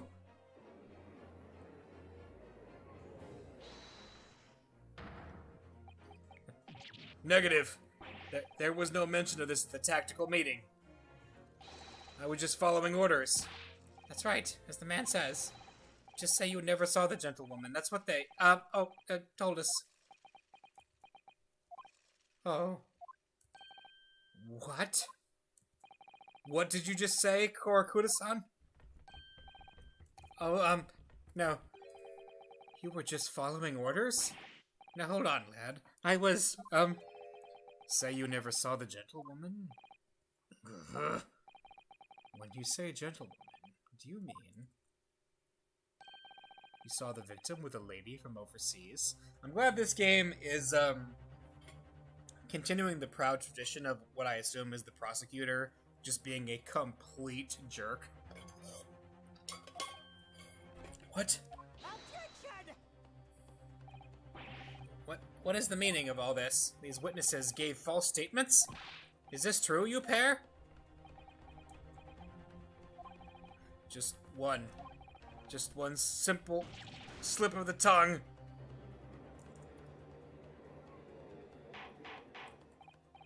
Order! Order! Counsel, explain what is going on here. It's painfully clear now. You tried to prevent these witnesses from telling the truth. Absolutely not. The prosecution knows nothing of this. Then who's behind this? Who tried to make you keep your mouth shut? Well, that's classified. So you're prepared to be tried as a conspirator to this murder, are you? You wouldn't... This can't be happening. Yonosuke, judging from the way they're reacting to this, I'd say they were sworn to silence by someone with considerable influence. However, I don't believe Ayuchi had any idea about it. Yeah, this is an oh my moment. What are you saying? I mean, to wield that kind of influence, there are only a handful of possibilities. It could have been the government, the military, or the police, I suppose. Well, any ideas about who might be behind this? If we can affirm who tried to silence these, it's not the only piece of evidence we have, is it? We need to re-examine everything and make sure there's nothing we've missed. There's no time to lose. I want answers. If it's proven that these witnesses have been manipulated, I assure you the penalty will be severe. Please, wait. Your Excellency, I had no idea about any of this. I swear to every Shinto god. I knew nothing. And what does the defense have to say about all this, well, Your Excellency, no time to think. I'm just gonna have to close my eyes and shout out the first name that comes into my head.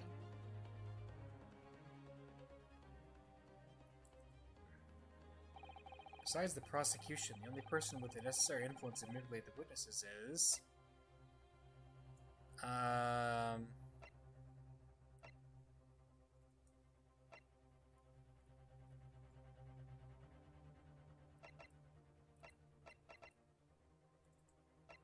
Well... That's a good question. I mean... A medical...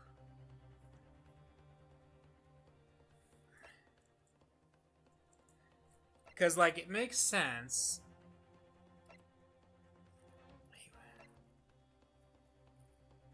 We don't... Yeah, the waiter is... I mean, the only person I'm thinking of is Aisa being somebody from the government, right? Yes! There. Close your eyes. Is this not right? Oh, man. I was wrong.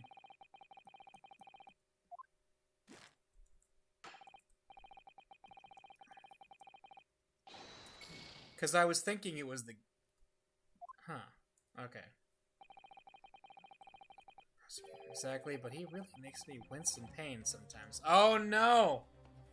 Yeah, his name was, Winston Payne. And the, I don't have a great deal of my influence, but believe me, I can find other ways to make you keep your mouth shut as well. Alright, don't get angry. I'll think again. There must be a clue somewhere in all the evidence that's in the court record. Actually, now that I think about it, there might be some pieces of evidence I haven't thoroughly examined yet. Let's see. Well, let's look at the court record then. Alright. Fatal... Not pass through the body.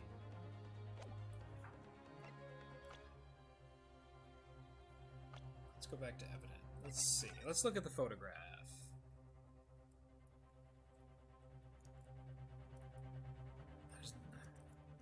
Which, yeah.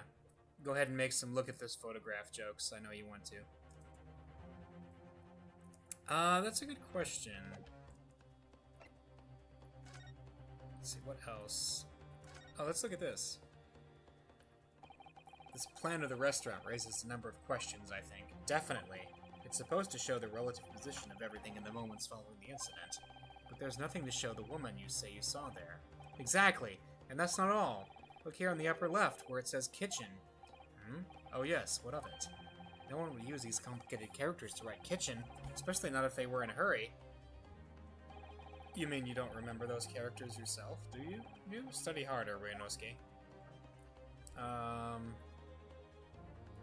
Is that it? Entrance. This plan of the restaurant raises... okay, we already watched this. Never mind. Yeah, I'll look at where it says that. So I think this is just all one universal kitchen, entrance, and then the crime scene. Okay, so nothing too big there.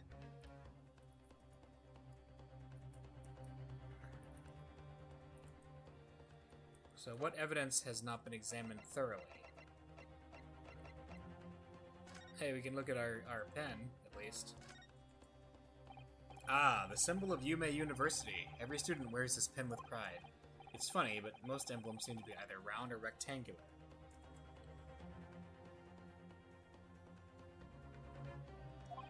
I like this spike design, even though it doesn't really make any sense. Although, it does cause problems. Lots of students end up cutting their fingers on their badges. Perhaps it was the idea of one of the founders. Sharp pin for a sharp mind or something.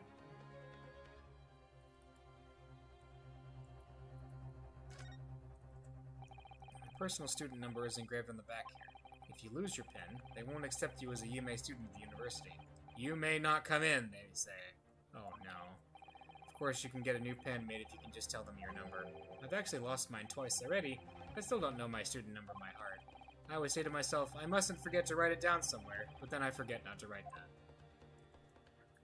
Alright. Let's see. Who else is in the case? Love the changes. Well, he doesn't, right?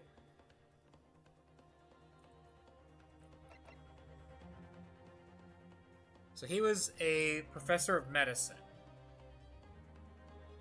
Okay. The young one.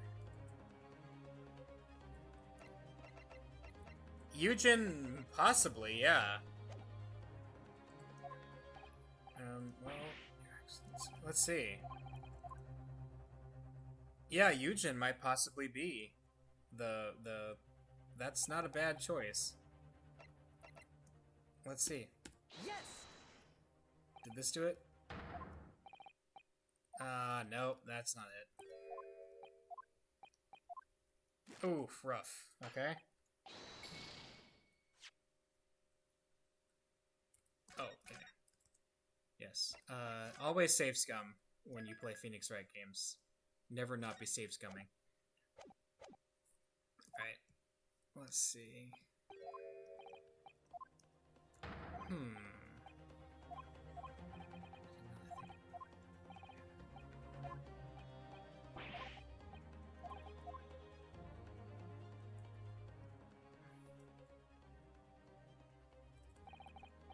The person with the necessary.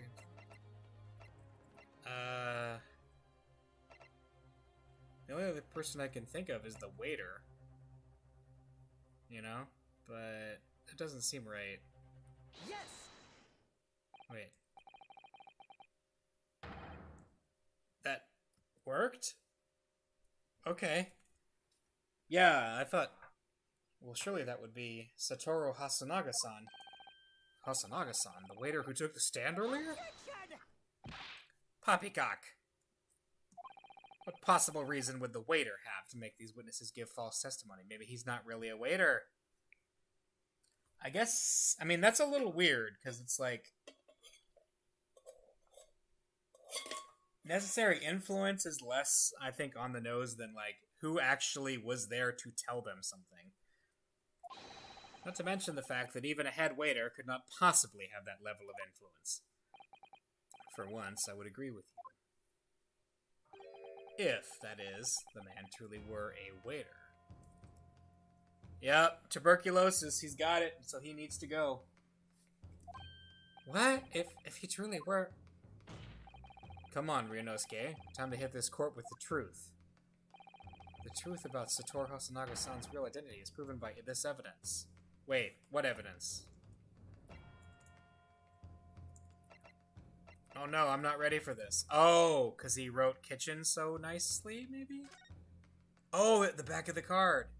Chief Inspector Satoru Hosonaga, Primary Criminal Investigation Division, Imperial... Oh! Oh, yeah. Well, that's unexpected. What is? Look, do you see it says the witness's name here? Satoru Hosonaga. Well, yes, business cards do tend to show the person's name. That's sort of the point. It's not the name that's unexpected. It's his job title. His job. Oh! Chief Inspector Satoru Hosonaga, Primary Criminal Investigation Division, Imperial Police Bureau. Inspector? What on earth? I have no idea, but let's face it, police have a lot of power and influence if they're wielding it somehow here. Alright, so we just updated it. Yeah! So now it's saying that he's a police officer. So, present. Yes. The plan of the restaurant sketched by the man in question? I agree it shows a great deal of attention to detail, but I'm not sure we can conclude anything. Sorry, Your Excellency, that's the back of the card. It's the back of the card that's of interest. I beg your pardon? Or perhaps I should have just said the front? Yes, it's the front of the back of the card. That's where the telling detail is. Would somebody please explain what this overexcited student is trying to say? Hosonaga-san sketched the plan of the restaurant on the reverse side of his business card. The front of that business card reveals the man in question's profession. His true profession. The waiter's profession? But that's surely... Good gracious. That's right, Your Excellency. The card reads, Chief Inspector, Primary Criminal Investigation Division. Imperial Police Bureau. What? The waiter is a police detective? I haven't heard any mention of this before. Why haven't I heard any mention of this before? The Imperial Police Bureau has immense power. Absolute power as far as regular civilians are concerned. So, witnesses there on the stand. Was it in fact the waiter who gave you your orders? Was he who told you not to mention that you'd seen this foreign gentlewoman at the scene? Well...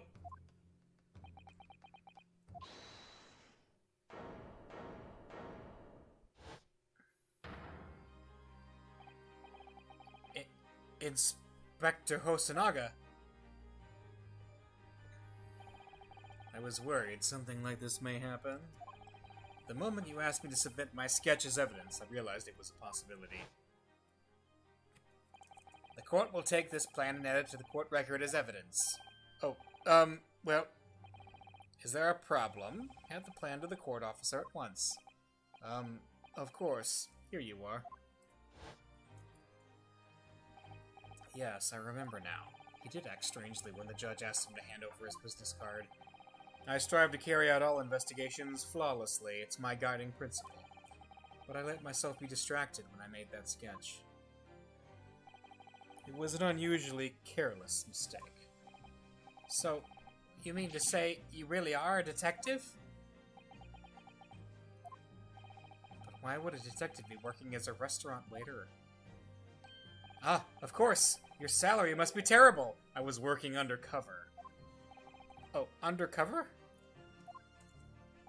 Yes, there have been a series of incidents at the restaurant recently. In order to investigate, I decided to get a job there as a waiter, working undercover. Incidents at the restaurant? What kind of incidents?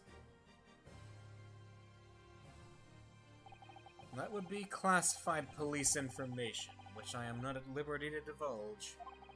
However, I can state categorically that they are unrelated in the case of homicide.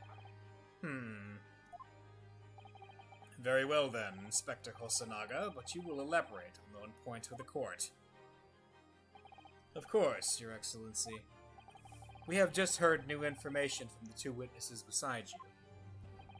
That at the time of the shooting, there was in fact another person present at the victim's table.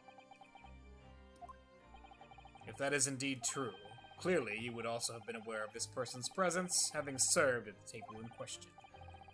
However, your testimony did not allude to this other diner. Therefore, I'm led to assume that in your professional capacity as a police officer, you require these witnesses to be in agreement. Would that be correct?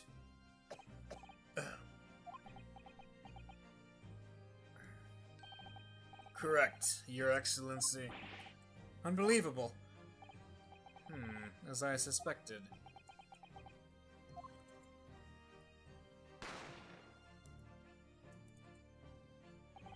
As soon as I heard the gunshot, I ran out of the kitchen to see what had happened. The victim sat slumped in his chair, and beside him, gun in hand, stood the accused student. Sitting opposite the victim at the same table was a young woman, who I guessed to be an Englishwoman. So the truth comes out. I immediately sealed off the restaurant and reported the incident to the Bureau. It was then that I received some special orders. Special orders? You mean to say, remove the Englishwoman from the scene at once. It was made clear that the Englishwoman's presence at the restaurant was to be concealed. Those were my orders. But what if this Englishwoman was the killer? I think it would be in everyone's best interests not to pursue that idea. The Empire views the friendly terms of its relationship with Britain more highly than anything at the moment. An Englishman had been murdered on our soil. To name an Englishwoman as the primary suspect.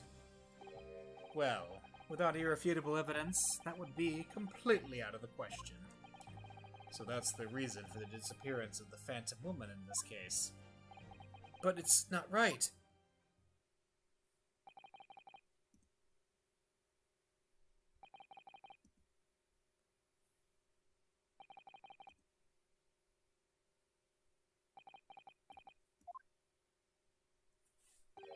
One possibility does spring to mind.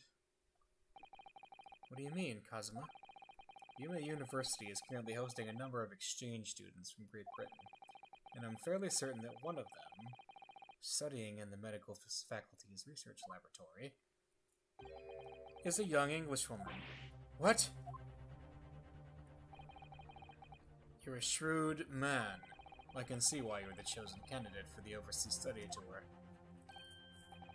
You mean, when I removed the woman from the scene of the crime, I thought it prudent to check her identity first. Then the court demands that you name the lady in question at once, Inspector. The Englishwoman sitting at the university professor's table was a certain Miss Giselle Brett. She is indeed a foreign student studying in the research university of Yuma University's medical facility. What is happening here?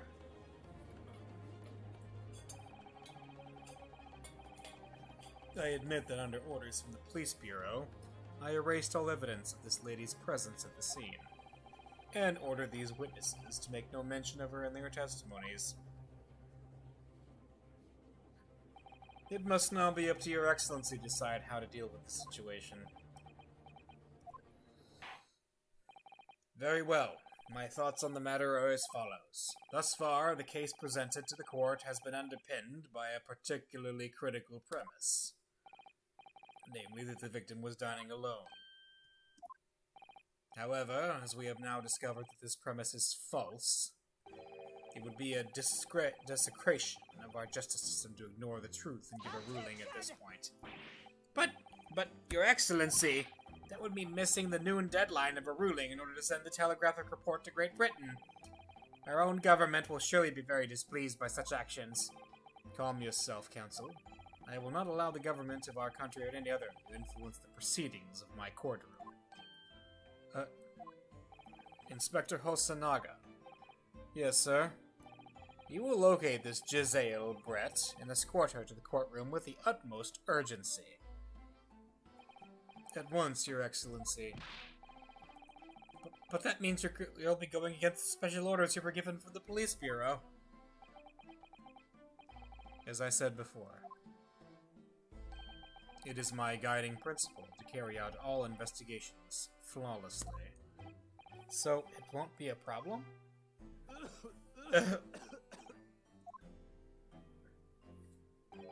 Nothing will get in my way.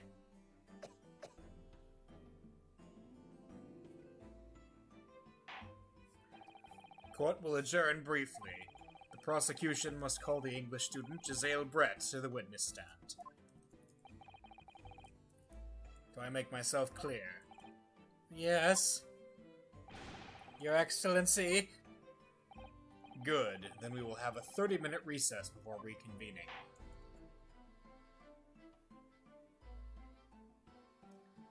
To be continued.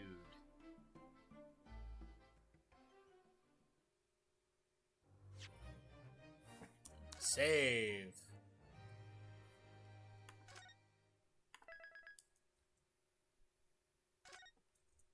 Well, we might be able to get this finished before I wrap for the night. I usually wrap around 11 p.m. Central Standard Time. 22nd of November, 11:38 a.m. Supreme Court of Judicature, Defendant's Antechamber 5. Excellent work, Ryunosuke. That was superb. My heart was in my mouth the entire time. It was almost unbelievable. I mean, looking at you in there. You were drenched in sweat, your eyes popping, your knees knocking, and you were grinding your teeth. Palms were sweaty, mom spaghetti. It was a grim sight, but before I knew it, you'd started finding inconsistencies in the testimonies. I think you might have a natural talent for being a lawyer. Forget it, it's terrifying! If I get through this, I don't ever want to see the inside of a courtroom again! Ha ha ha ha! Anyway, it looks like we've exposed your phantom lady at last. Huh? Miss Giselle Brett, a student from Great Britain, is she? That's what I was trying to tell everyone from the start. Dr. Wilson wasn't alone. There was a young woman with him, like I've been saying. All along. Oh, I think. Yes, you have, haven't you? I might not be overly confident in the courtroom, but my powers of observation are one thing I am sure of. Yes. I can see that.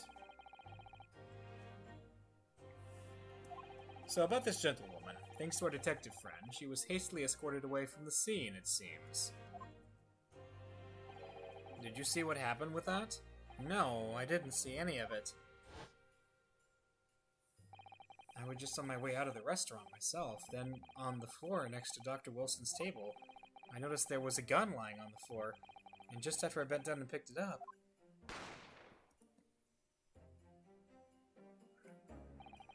I didn't have time to think about where the sound of the gunshot had come from.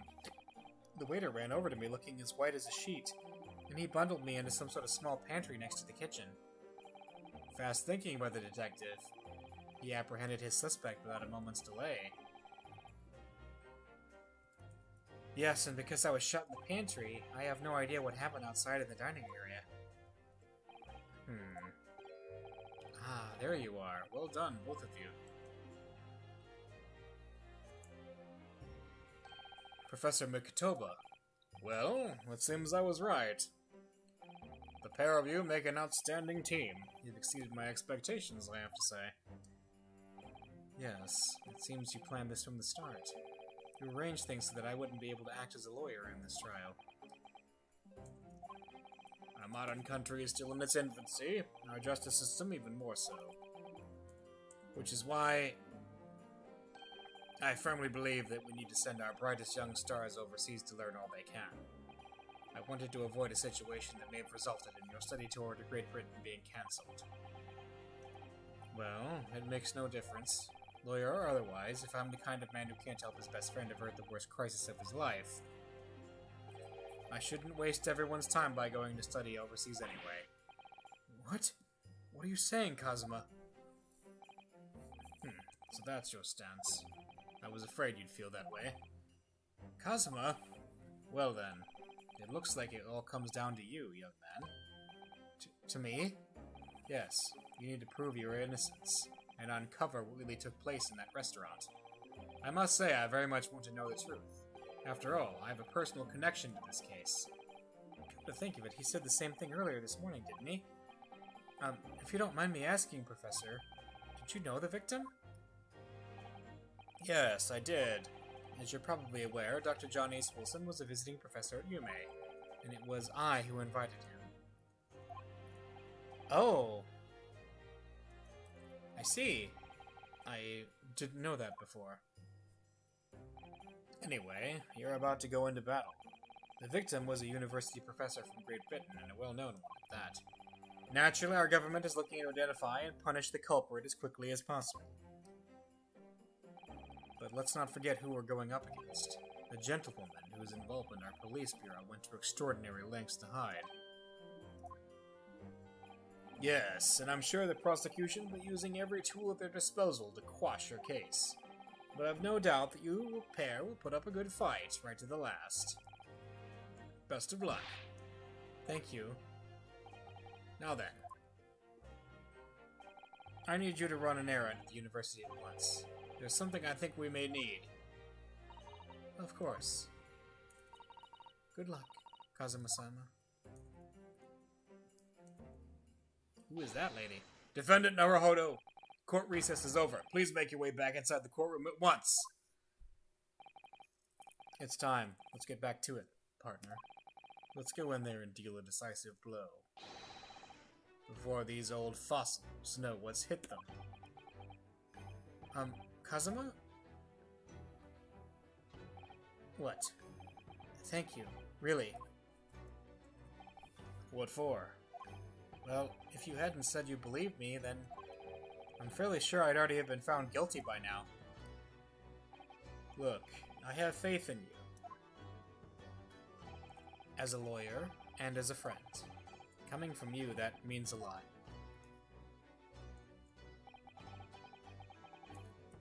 If I'm found guilty in this trial, he's really going to give up his dream of studying abroad. That's the kind of true friend he is.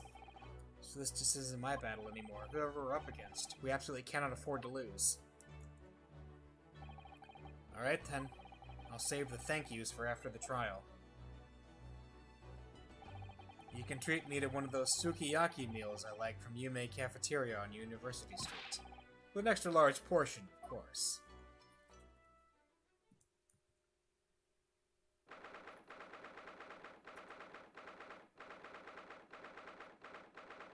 22nd November at 12:09 p.m. Supreme Court of Judicature, Courtroom 2.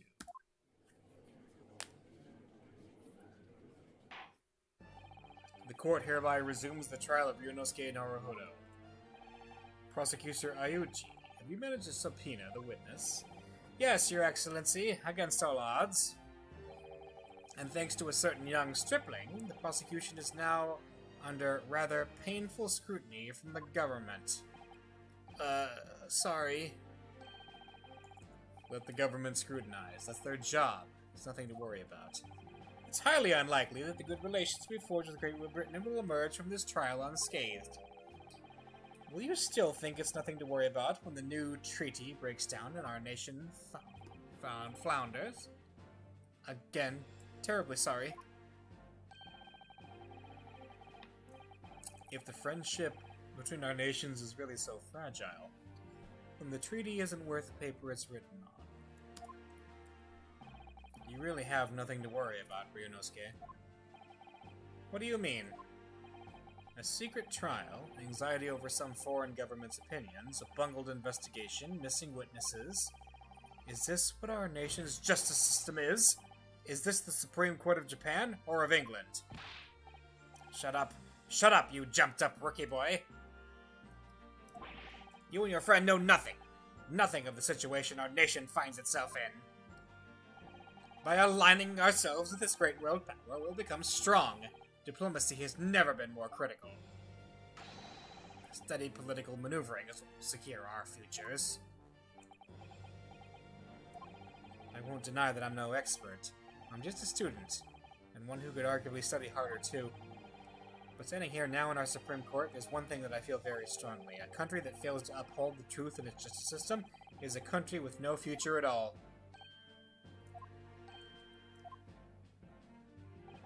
Well said, Ryunosuke, despite the wide-eyed look of terror. You little brats! Thank you, Council. This court is the pinnacle of our nation's justice system. It exists solely for the pursuance of truth. With that in mind, this trial will now resume with the next witness taking the stand. The visiting student from Great Britain, Miss Giselle Brett.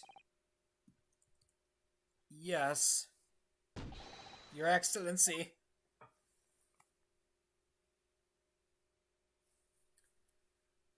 What the heck?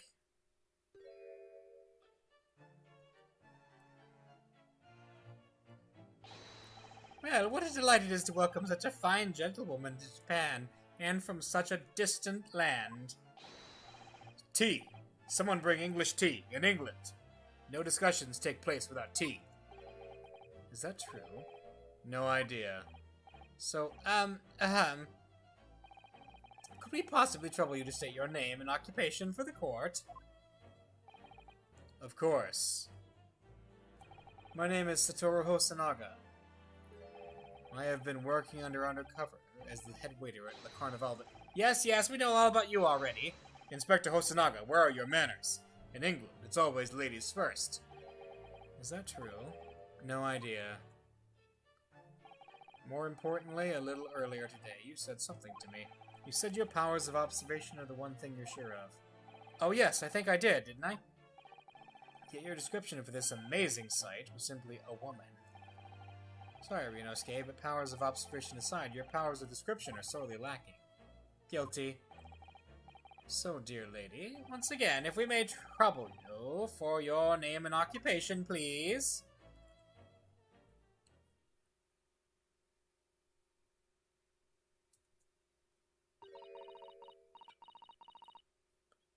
So what?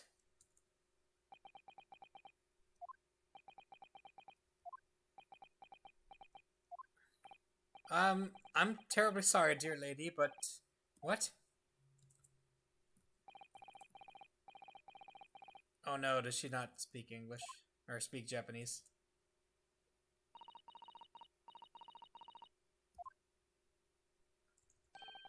The lady says her name is Giselle Brett. She comes from London, England. She's a visiting research student, currently enrolled in Yume University's medical faculty. Oh my, what a rare treat to hear the dulcet tones of the British people. I'm afraid I don't understand a word you said, but it was as beautiful as a hummingbird's song. As far as I can tell, the detective is translating her words faithfully enough. Yes, I agree. You'll obviously do fine in England, Kazuma. Her English doesn't rattle you at all, does it? Nor you. You've clearly been paying attention in your English classes, Ryunosuke. The court thanks the beautiful lady for taking the stand. Now, if we may trouble you to confirm something, Miss Brett. Alright, my opinion of this judge is getting closer to the Phoenix Wright judge. 3 days ago, at a restaurant called Le Carnival, a grim murder took place. The court has been led to believe that you were dining there with the victim, Dr. Wilson, at the time. Is that correct?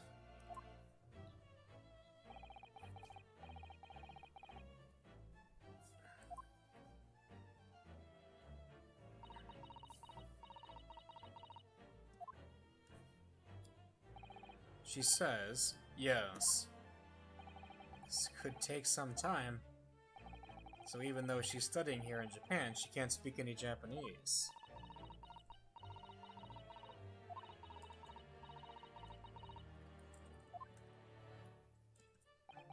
She'd like to apologize for disappearing from the scene. She says that she was due to make a presentation at the university, so she had to leave immediately. Well, you were told to leave to take her out of the scene. Interesting. When you're the one who engineered her escape. I was just following special orders from the Bureau. Well now, dear lady, would you be so kind as to cast your eyes over this photographic print?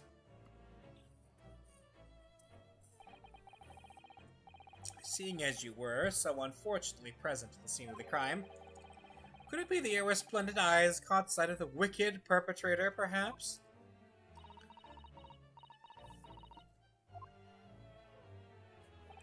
Apparently, it was very frightening and sorrowful sight. Do you mean to say... Yes, it would appear the lady did witness the crime. The very moment when the accused, standing right there in this courtroom, shot the victim in cold blood. Uh-oh. Order. Order in court. Did you hear that, Your Excellency? Here we have absolutely conclusive witness testimony. Well, it looks like it's clear now. Clear who our real enemy is.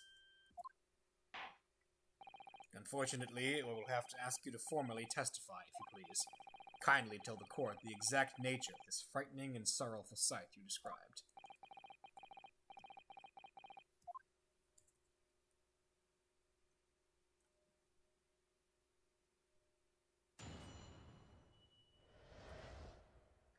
Frightening and sorrowful sight.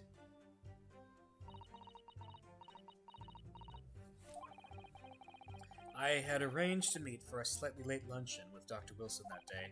The professor was unable to eat, so I ordered for myself only a beefsteak. After a while, the accused came over to greet the professor, and they got into a fierce argument. Then, not long afterwards, the accused took the professor's gun and shot him right before my eyes.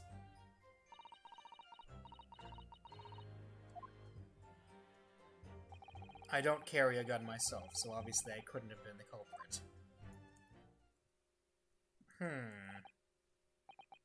This is a very condemning testimony indeed. No, I didn't have any kind of argument with the professor at all. Objection! Quiet, you filthy wretch. Look at you, you black-hearted blackguard. And look at this snow-white angel. I'm sure even a dark-minded scoundrel like you can imagine whose words the court is going to believe. You're still making the same mistakes, Ryunosuke. You mustn't blurt out when you're goaded like that. That's a lesson you need to learn. But he's so annoying! Of course, I was at the scene as well. I took statements from this lady and the two witnesses who testified before, and reported back to the Bureau. It was decided that Miss Brett was not involved, so I let her go. The testimonies of the last two witnesses were completely worthless, however. Well, even so, on the day in question, the lady was wearing the same outfit as she is today. As you can see, there is nowhere about her person where she could conceal a firearm. I would think she could hide a gun almost anywhere in that outfit if she wanted to. Unless and until the precise location where the witness has to have hidden a weapon can be shown, this is moot. There are no pockets in my outfit. I have nowhere to hide a gun. Those are the witness's own words on the matter. That's ridiculous. If only I was allowed to lift up her dress, I could prove it. Don't think about doing anything rash now, Ryunosuke. But I didn't fire the gun I picked up. There must have been another gun that day. You're right about that, which means this lady was hiding a gun somewhere. Yes, that's what we have to prove now. And to do so, we will need to pull her testimony apart.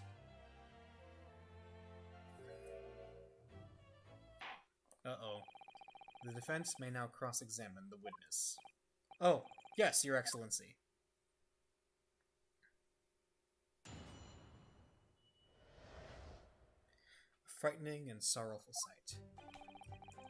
Alright, so let's start pressing. Yes! After 2 p.m., in fact. That's really quite a late lunch, isn't it? Objection! You don't keep up with the latest fashions from Britain, do you? Late luncheons are en vogue, isn't that right? No. A decisive English no has quite a sting to it. The gentlewoman is currently working in the victim's research laboratory, it seems. So it was apparently a daily occurrence that they would lunch together. But on the day in question, the victim had another appointment at the clinic first. Yes, which we can prove from the medical report card that was submitted as evidence earlier. That's right. Miss Brett and the victim went to lunch following the victim's treatment, which is why it was so late. Yes, that all makes perfect sense. Such wonderful logic. What a shining example of English intelligence this fine gentlewoman is. So you both arrived at the restaurant. What happened next? So next is the professor was unable to eat, so I ordered for myself only a beefsteak. Yes! He was unable to eat, you say? And that was because he just had a tooth removed at Hota Clinic, correct? That's right. You're supposed to actually check with the witness before answering. Was Miss Brett aware of that fact? It seems so, yes. She'd heard that the professor was to have some dental treatment. So that would mean that it was you who ate the steak pictured here. Is that right, Miss Brett? That's right, yes. That print you have there shows the table exactly as it was left at the horrifying events. Exactly as it was left? Dear me, what a harrowing experience. To have traveled to a distant island on the far side of the world and be embroiled in such a tragic incident. I have no fear, my dear lady. I swear I will crush the evil fiend that has subjected you to this terrible plight. So the victim, Dr. Wilson, had nothing to eat or drink at all. That's right, other than some carbonated water. Just water? Yes, the professor was unable to eat, but he had been given permission to drink water. So it appears that the diners toasted their lunch with a glass of water each. They each raised a glass of carbonated... But there's only one glass at the table! What do you think, Ryunosuke, about the witness's last statement? It's meaningful. That last statement of yours, Miss Brett, has a profound bearing on this case. Well, how fascinating. Do tell us, what is this profound bearing?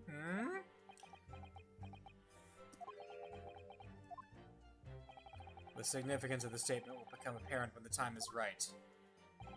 The defense calls for the witness's last statement to be formally added to the testimony. Well, sidestepped, counsel. Well, very well, Miss Brett. Kindly repeat what you just said to be added to your testimony. Gladly, she said. That was brilliant, Kazuma. I'm gonna remember that one. Which one? The significance will become apparent when the time is right. I could really use that phrase. I'd hope there are some more useful tips you're picking up from this experience than that, Ryunosuke. I ordered a beefsteak for myself. The professor and I said cheers over a glass of carbonated water. Alright. Yeah, let's go ahead and get this in here. So we have this, because there's only one water, right? Yes!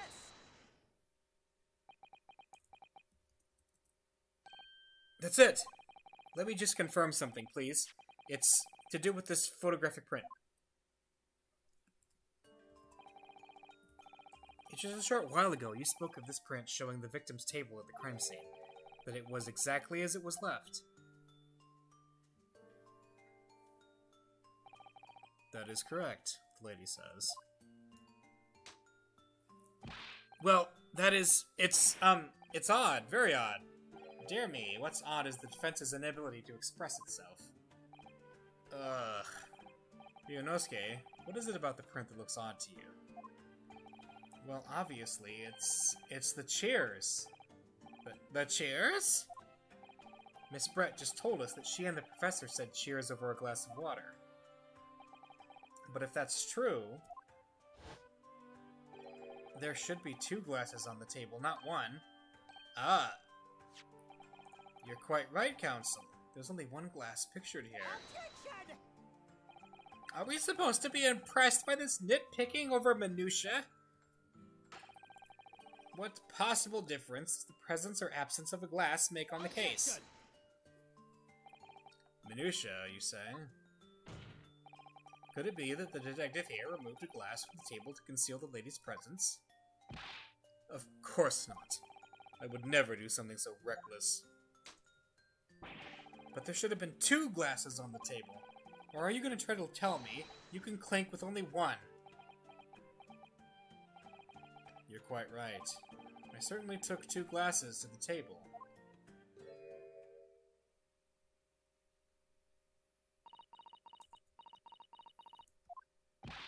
Inspector, what did the lady say?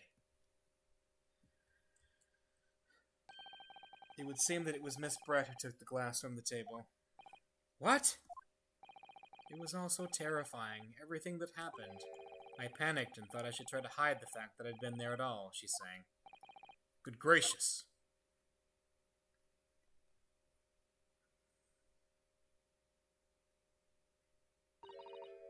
Sorry. There, as I assured the court before, this is of no consequence at all. Oh, please. We must remember that this student had just murdered this lady's luncheon companion before her very eyes. Who could blame her for concealing a glass or 2 in her state of disarray? That's absurd. Oh, really? So, do we take it that you are now going to accuse this vulnerable, young, and beautiful woman of mischief? What? Oh, no. This can't be put down to mischief. I'd like to know exactly how the lady took the glass from the scene.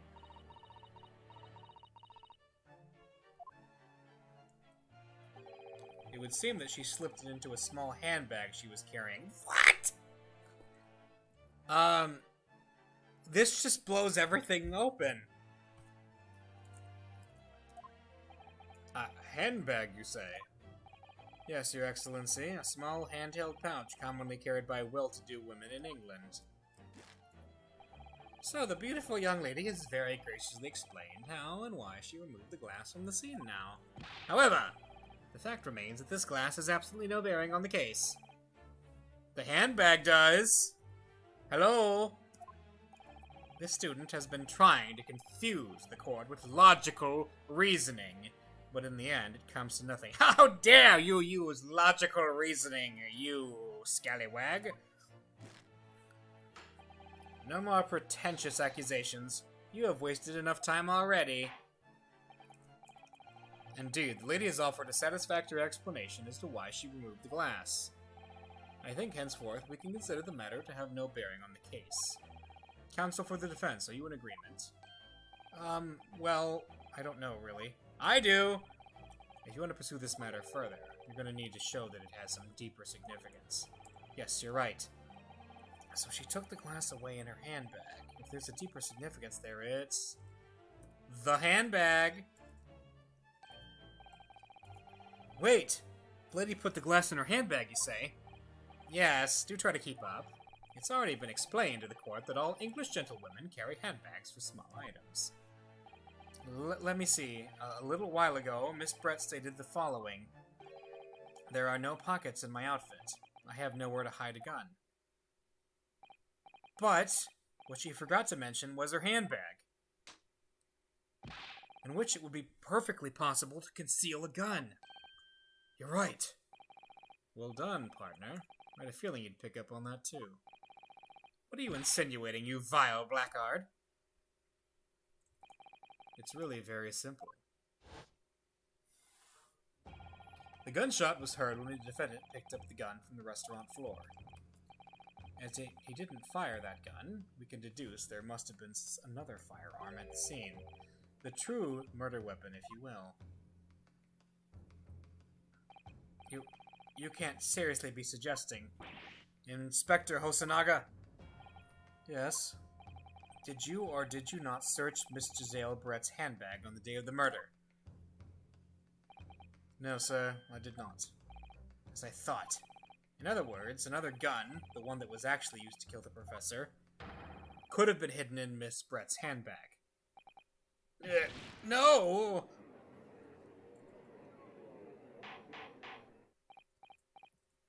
Order! Order! Order! What is the meaning of this, Inspector? The meaning of what, Prosecutor Aochi? Why on earth did you not have the lady open her handbag and show you the contents at the time? Thanks to your bungling incompetence, now she has to endure these, uncomfortable accusations. Brilliant work, partner. Now we have a chance to expose the real woman behind the mask. Do you think so, Kazuma?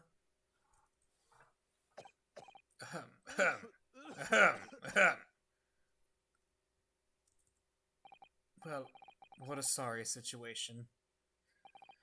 Clearly you have no faith in the police. As I said, I did not search the lady's handbag after the shooting, simply because it was unnecessary. Unnecessary in what way? I ought to think the student lawyer, really. I have a piece of evidence here that I had completely forgotten about.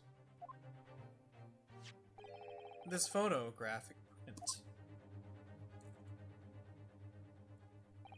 This print is of a photograph that I took that would be prudent to take immediately after the shooting. Oh, so it's a see-through handbag? As you can see... What's that bowl on his arm? What's that bowl right there? That looks like a bowl. It clearly shows Miss Brett's handbag. Well, I never. And you can see through to what's inside. Oh. That's right. Apparently, meshwork bags like these are the height of fashion in London at the moment. So the contents are clearly visible. Exactly. So there was no need to search the lady's handbag. If there had been a gun inside, it would have been immediately obvious. As you can see, there's nothing to imply Miss Brett's guilt here.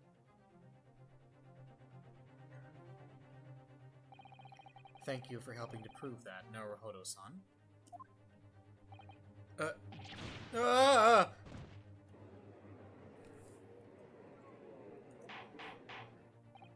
Order! Order! Inspector Hosonaga, you will submit that print as evidence at once.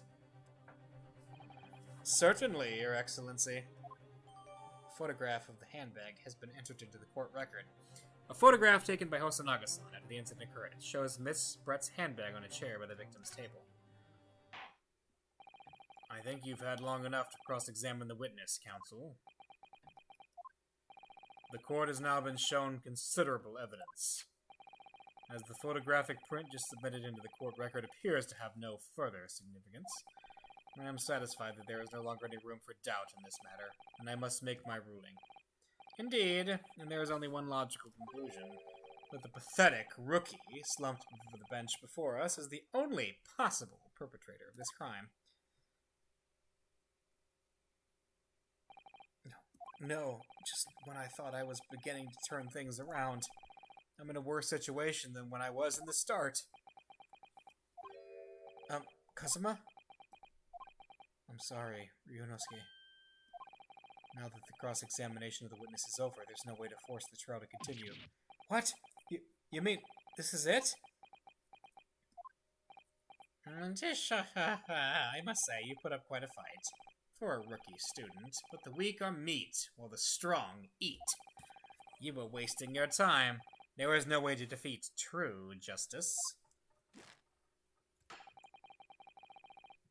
Because it's just us. No, a fact you can chew on to your heart's content from the inside of your cell. This can't be happening. Am I really going to be found guilty of a crime that I didn't commit? And Kazuma... his dream of going to study in Great Britain will slip through his fingers. Kazuma! What? Is there really no chance now of turning this trial around? You heard the judge. There's nothing about that last photograph the detective produced that we can contest. Which means there's no basis on which we can argue for the trial to continue. Very well, I will now proceed immediately to the ruling. It seems we will be able to report to the British government on time after all. But smoke little. Ryunosuke Naruhodo, having considered all of the evidence placed before me, I hereby find you...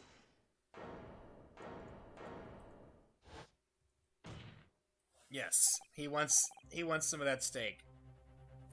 Wait, Your Excellency. Ryunosuke? I don't think you can rule on this case yet. Attention! This amateurishness is getting tedious. When His Excellency deems the trial is over, he gives his ruling. That is the most basic protocol of the courtroom. Yes! Your Excellency, just a moment ago, you said this. As the photographic print just submitted appears to have no further significance, there is no longer any room for doubt in this matter, and I must make my ruling. Now that means that if there was a problem with the evidence, some significant detail, I mean, then the ruling on the case at this time would be out of the question. Attention! This is blatant straw clutching. Look at this photographic print. Look at this photograph! All it shows is the handbag the gentlewoman was carrying on the day in question. There can be no problem with this evidence. You'd better know what you're doing, Ryunosuke. I understand your objection, counsel. Certainly, the new evidence submitted by the detective has not undergone the court's scrutiny. However, I fail to see how we can glean any new information from this handbag. Ha! My thoughts exactly. Really, the prosecution is becoming tired of this rookie's desperate wheezes. Yes, I am desperate, but this isn't a wheeze. There's something about this photograph which just doesn't seem right. If only I could put my finger on it. Very well, I will grant the defense one final opportunity. What?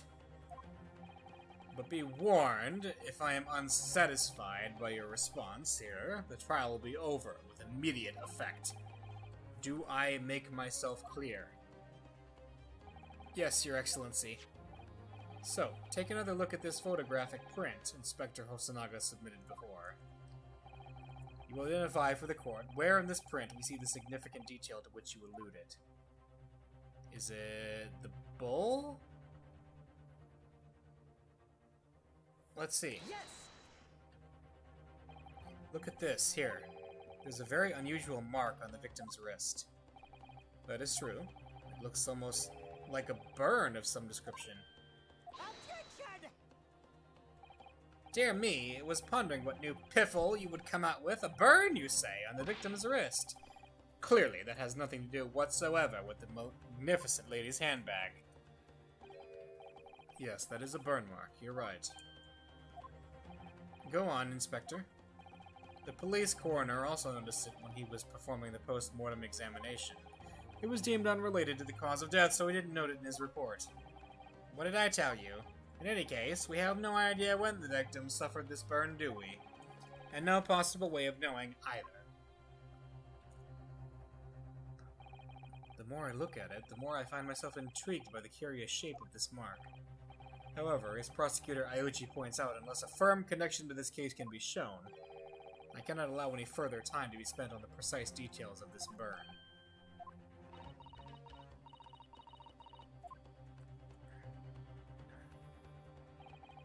Excuse me, Your Excellency. It would seem Miss Brett has a lunch appointment with the Dean and the other university staff. She would like to know if she may be excused from the stand now. Oh, of course, dear lady. We shan't hold you up any longer. I'm quite sure His Excellency is about to give his final ruling anyway. What's your thinking on this, Ryunosuke? Do you believe this burn does have something to do with the case? To be honest, I'm not really sure. But if I don't keep pushing, then it's all over. So I was thinking I should keep digging and digging, in the hope that I might uncover something useful. Yes, you're right. I am? If we can just link that burn to the case, if we can do that, we might be able to prise this shutting door back open again. Just give it up, Counsel. You can't possibly hope to do that. Indeed, I'm afraid that without evidence, I can't allow you to pursue what little more than conjecture. But if we had evidence... Evidence that refuted to link the burn on the victim's wrist to this case, then you would allow it? I would, yes. To tell the truth, I hadn't noticed that burn. But as soon as you pointed it out, what I did notice was the color draining from Miss Brett's face. Really? I have to find some link between that burn and the case.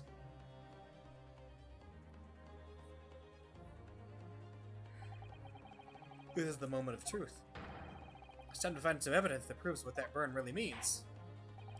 So then, the defense will now present its evidence to the court. The evidence that demonstrates an inexorable connection between the victim's burn and this trial. Wait, it's not the pin, is it? Let's see.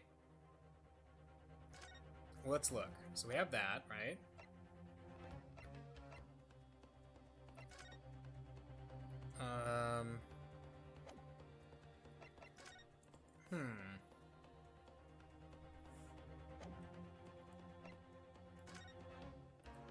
Let's see. So, single bullet. Wait. Hang on. Can we look at the back of this? Okay, that's not it, right? That's an imperial symbol.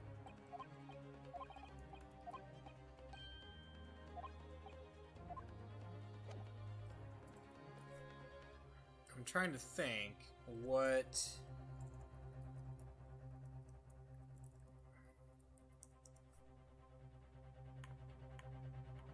could possibly be like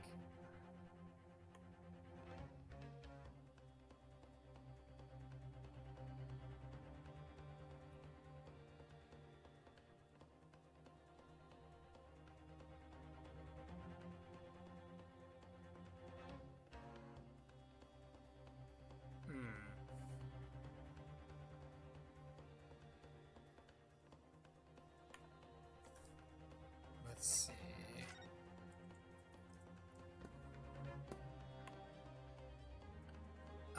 Let's see.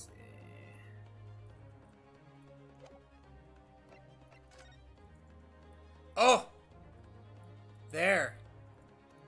The insignia on the plate. It's the same one as the mark. Yes. Yes, save scum. Always save scum when you play Phoenix Wright games. It's just a thing.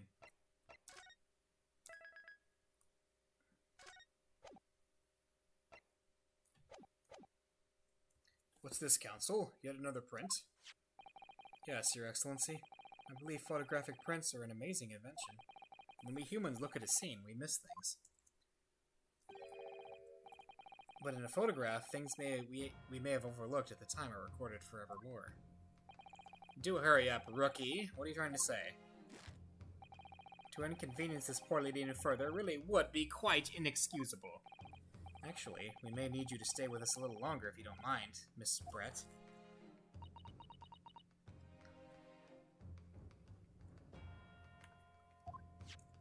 You see, it's very clearly visible in this other photograph.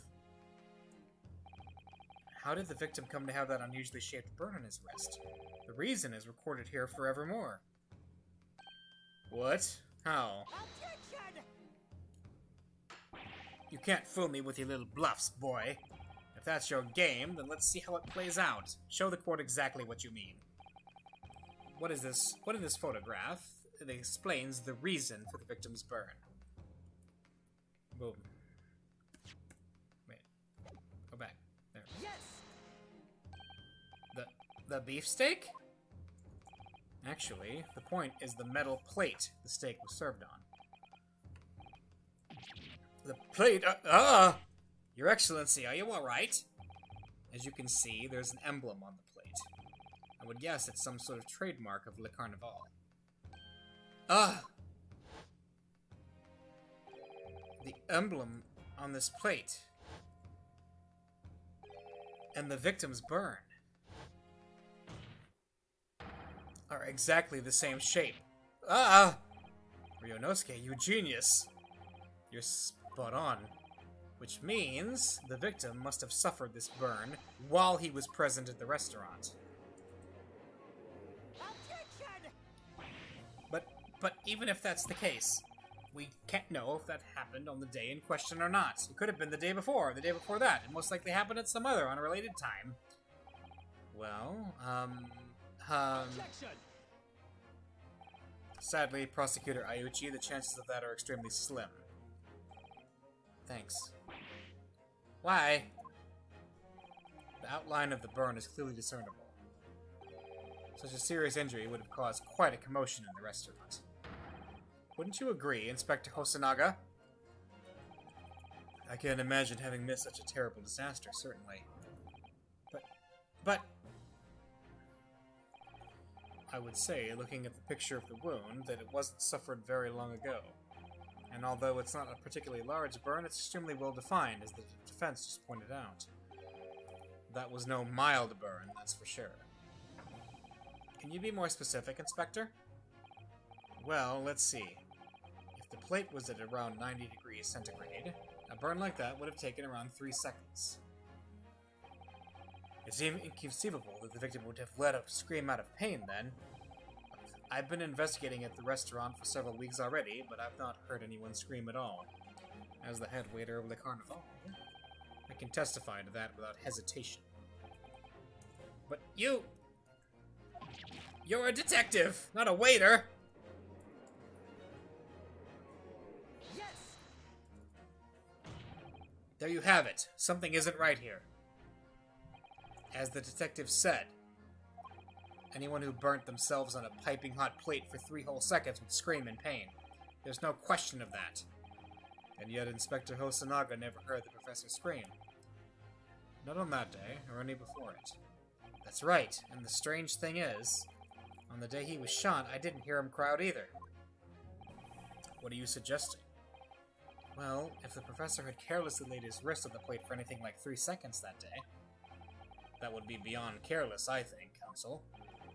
Then the rest of us in the restaurant, myself, the sergeant, and the old antiques dealer, all of us would without any question have heard him scream. Wouldn't you agree, Prosecutor Iuchi? Well, yes, I suppose. So the question is, why didn't a single person hear Dr. Wilson scream? I almost don't believe it. Ryunosuke, do you think... He was already dead, wasn't he? Can it really be true? I never dreamt we'd arrive at a conclusion like this, but I'm starting to think that maybe we've been led into a terrible trap.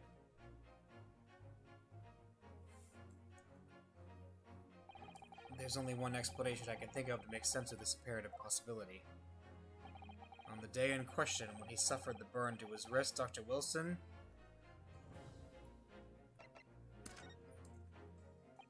No man could remain silent while his wrist was burning on a piping hot plate for 3 whole seconds. That's clearly impossible, apart from in one particular situation. Counsel, are you suggesting... Yes, it's only possible if the man was already dead. Already dead? Knowing what we know now, it's the only possible explanation. When the beefsteak was brought to Dr. Wilson's table that day, the professor was already dead. That's madness! Order, please. Counsel, explain this absurd notion at once. The victim was killed by a gunshot. That's right. That's absolutely right, Your Excellency. This is just another ridiculous ploy by the rookie student, but clearly he has no grasp of the facts. Objection! No, Prosecutor Iuchi, it's you who has no grasp of the facts. I beg your pardon. As soon as it became apparent that the victim had suffered that burn while at the restaurant, this whole case was turned upside down. Or have you not grasped that yet?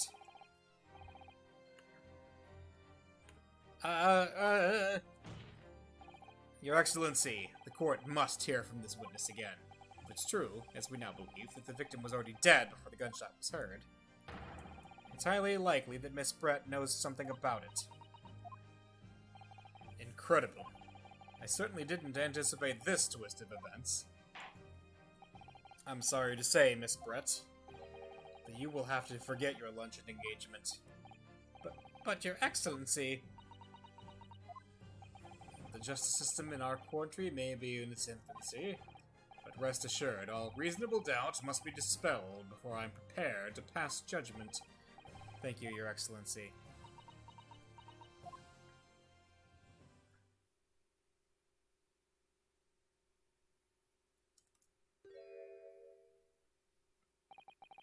was that smile? Yes, of course. I mean, I'd be delighted to help, especially if it helps relations between my country and yours. Miss Brett, you speak Japanese?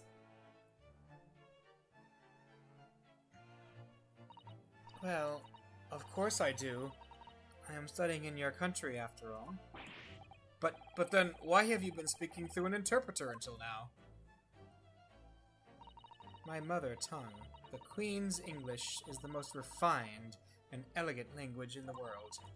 As a gentlewoman, I try to avoid speaking in your vulgar tones as much as possible. But it seems the men in this land possess none of the chivalrous virtues of English gentlemen, so I can see that I shall have to lower myself to communicating with you all on your own level. Oh, well, you are the epitome of a true English gentlewoman. We are truly honored by this lavish consideration you so graciously afford us. I see. In that case, Miss Brett, I will now ask you to testify in your own words about the events leading up to the death of the victim, Dr. Wilson. So, we're finally going to hear her own words on the matter. Things are getting interesting, Ryunosuke.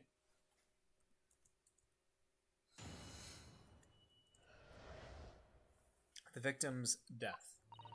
Unfortunately, I have no idea when the poor man burnt his wrist like that. When the waiter brought my steak, the professor and I raised our glasses and a toast.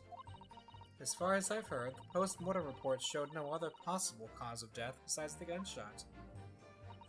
If there is some other way a man's life can be taken without leaving a trace, please do show me. But of course, this country's inferior investigative techniques probably wouldn't pick up on it anyway. Yikes.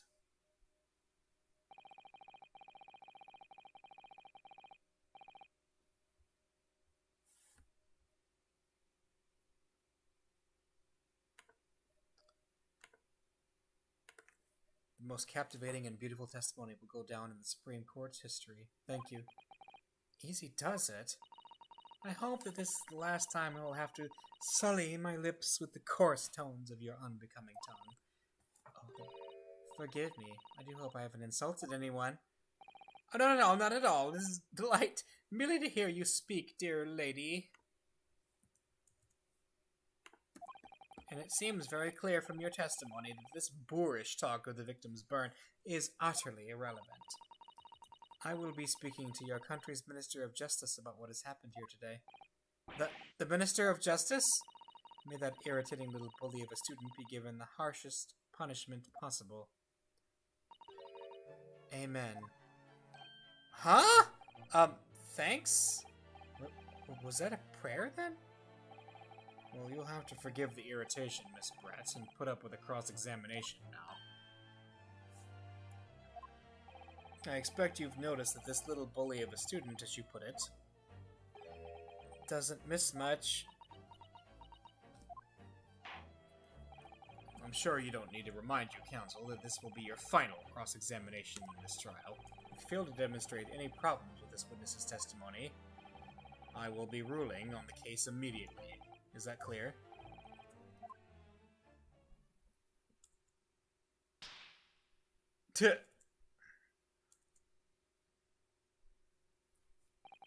Yes, Your Excellency.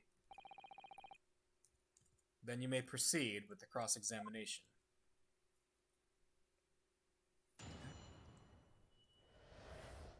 The victim's death. So we got... Unfortunately, I have no idea when the poor man burnt his wrist like that. Yes! But his hand was on the searing hot plate for at least 3 whole seconds. You can't not have noticed.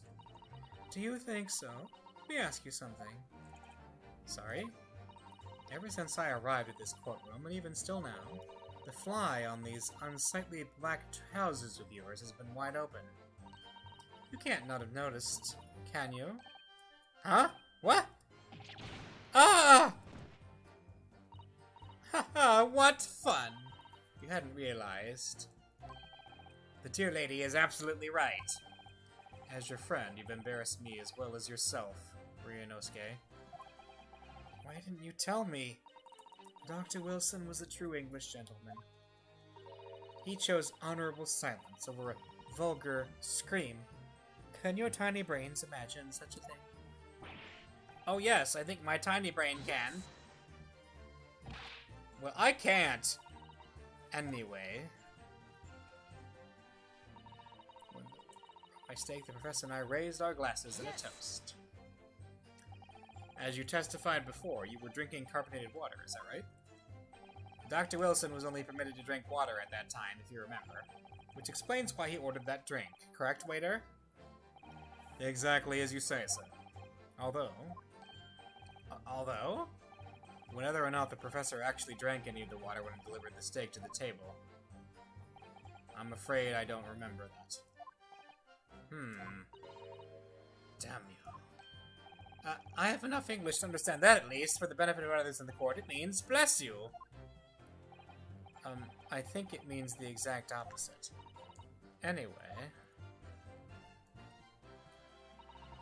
As far as I've heard, the post-mortem report showed no other possible cause of death besides the gunshot. Yes, it's written here in the paperwork. Fatal hemorrhage from ballistic trauma. Yes. Luckily for all of us, a little burn on the wrist isn't going to kill us. And as there were no signs of trauma on the victim's body to indicate some other cause of death, it can only have been the bullet from the gun that put an end to this innocent man's life. They do. They really do. Prosecution is a simp, Your Honor. But it doesn't make sense. The burn must have happened straight away, when the plate was first brought to the table by the waiter. Yes, that's true. If I had cooled even slightly, it wouldn't have been able to make a burn like that. And as the victim burnt his wrist on the hot plate as soon as it was brought out from the kitchen, then he must have already been dead at that point. And yet, the fact is that the victim was killed by a gunshot to the chest. Until you're able to show the correct evidence to disprove this, this is a complete waste of time. I concur. Prosecutor Aiuchi is right. Ugh.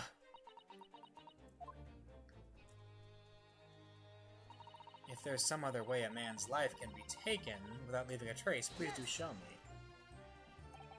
Without leaving a trace?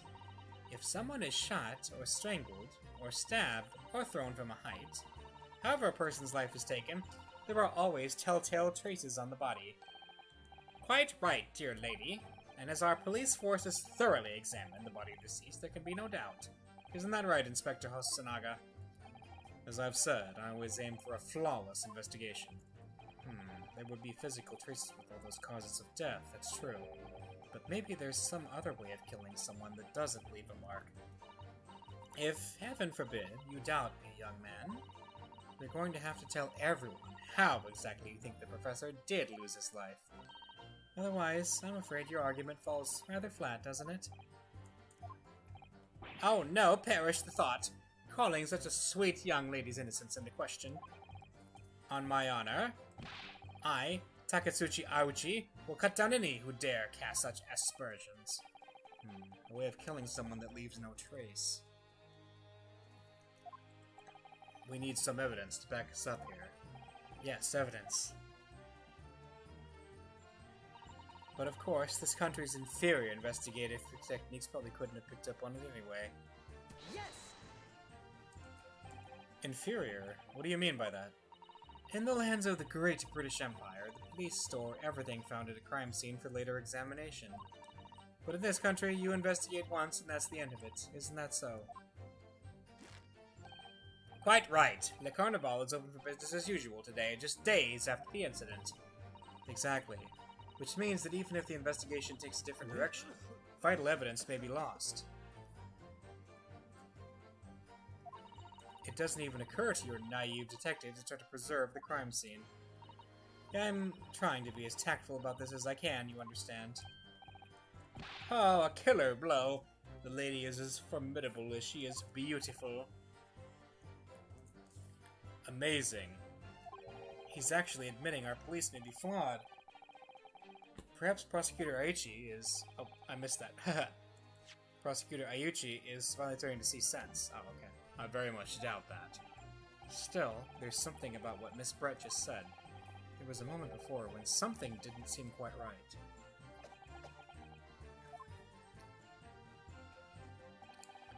What do you think, Ryunosuke? I think it's going terribly. No matter how much I press her, I'm not turning up any new information. Yes, as I suspected. She's a tough witness. We need to find a way to break her testimony, or the cross-examination will be over. But that would mean I have to find a way. There must be some clue somewhere to help us find a chink in her armor. Kazuma. What, Ryunosuke? There is one thing I noticed. Something that's been bothering me. Bothering you? You mean about Miss Brett? Actually, no. About the person standing next to her. Inspector Hosonaga, the detective. Yes, he seemed to react a little strangely to Miss Brett's last statement. I was wondering if it might be significant. It might present an opening, maybe. Alright, I have an idea. Try pressing her on that last statement one more time. If you think so, but this time, instead of targeting the woman herself, let's see what we can get out of the detective. Alright then. I wonder what Kazuma's thinking. I'll find out soon enough, I suppose. Once I press Miss Brett on her last statement again. So, let's get to the last statement. And press. Alright. So we'll do that. Alright. Wait. Alright. So, how do we...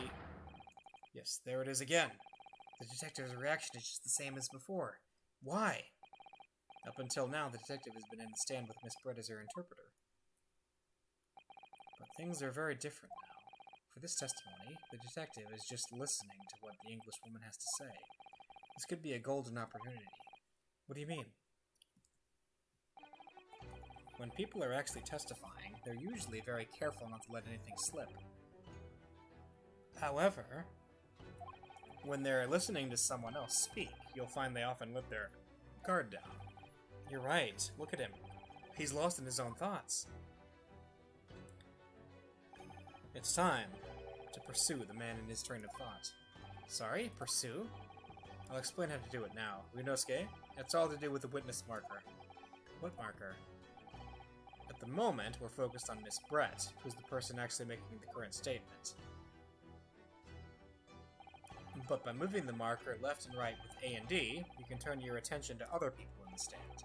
While you're looking at the other witness, you'll be able to pursue them with space. If you catch the person at the right time, you might uncover some new information to pursue. If you ever notice a strange atmosphere amongst people in the stand, take a good look around. Alright then, so first I should move the marker across with AD and focus on the detective. Then pursue him with space and see what's on his mind. Here we go! Exact. Alright, so... Wait.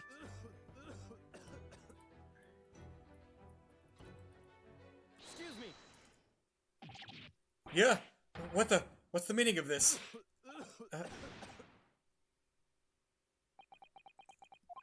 I'm so sorry, I didn't mean to shock you. He really was lost in his thoughts, deeply. It looked like you were thinking something just now, Inspector. Perhaps having heard what the lady next to you had to say. If there's something you'd like to say, please share it with the court. What is the meaning of this?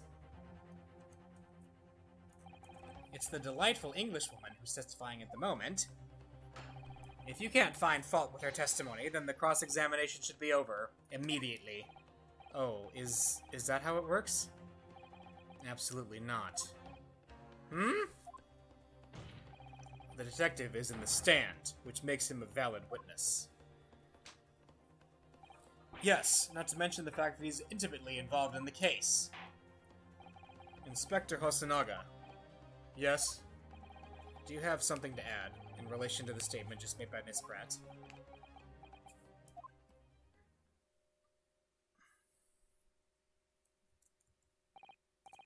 Well, yes, if you don't mind. I would like to speak.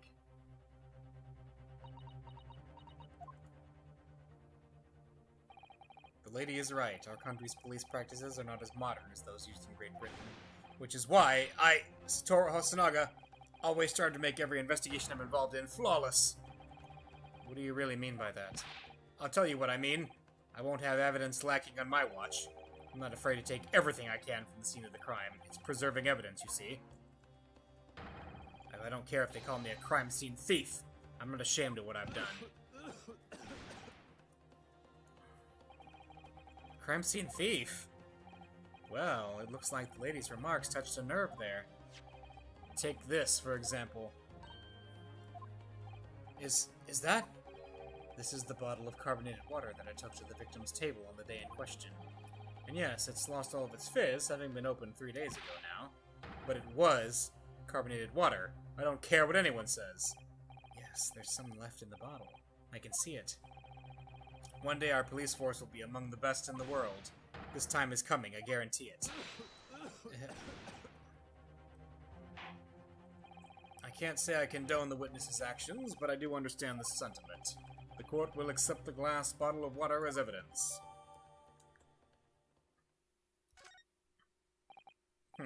Miss Brett. Can you confirm this is indeed the bottle from which you drank on the day of the victim's death? Yes, it was that bottle. What was that about? She seemed to avert her eyes when she answered the judge's question. Very well. Counsel, you may resume the cross-examination. And the inspector will kindly control his fervor. Ahem.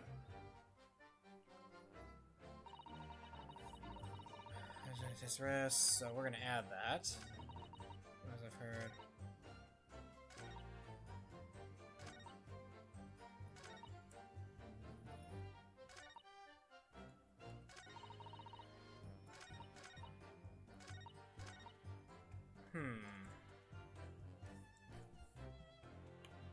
So,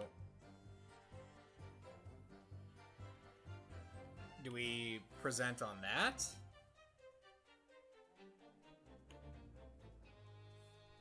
I'm assuming so?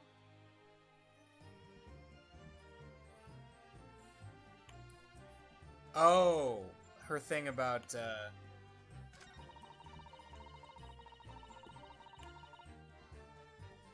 there's a way, hang on. Let's see. Carbonated water, yeah.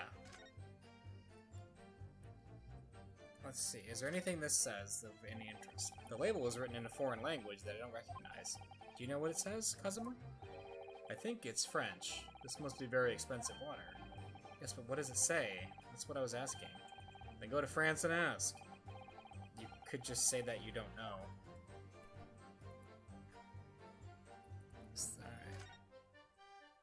So this carbonated water is the last drink Dr. Wilson ever had. It looks like there's a little left in the bottle. Although it's just plain water now.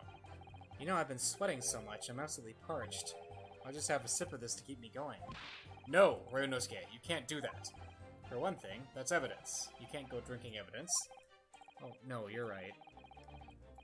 We don't know what might be inside, do we? You never cease to amaze me, Ryunosuke. In more ways than one. I wonder, could there be anything in this water? What's the matter? You've gone quiet all of a sudden. I think I might have just worked something out. An interesting possibility. Oh yeah, so the water might have been poisoned, I think. Yes! Let's talk about it. What is this? The bottle of water? Actually, there's one method of killing a man without leaving a trace that comes to mind. Obviously, I'm referring to poison. Poison? On the day of his death, we know that Dr. Wilson drank from this bottle of carbonated water. Could it be that there was a poison inside? Could it be that the professor actually died after taking a sip from his glass? Order! Order! Order!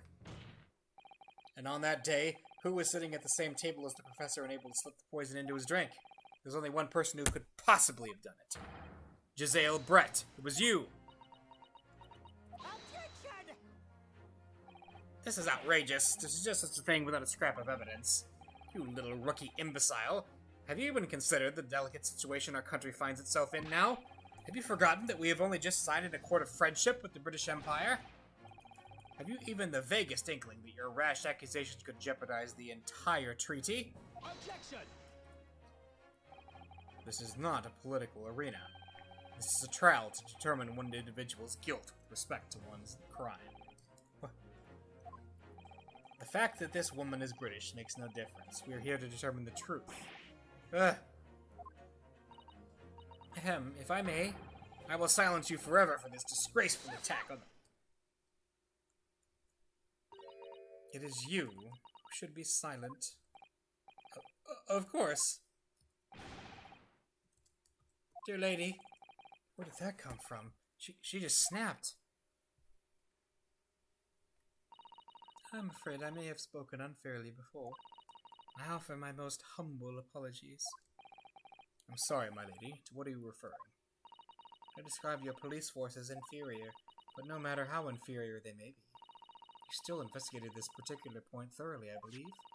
The battle, I mean, Inspector, and whether it contained poison or not. Of course. You did? Have you forgotten what my guiding principle is already? I strive for a flawless investigation every time. I don't believe it. Naturally, we tested the inside of the bottle and its contents. And what did you find, Inspector? We ordered tests for every toxin that's available in this country at the present time. We could find no trace of poison of any description in the bottle of carbonated water, Your Excellency. What? Are you sure? The tests were meticulously carried out by the chief coroner himself. No. No!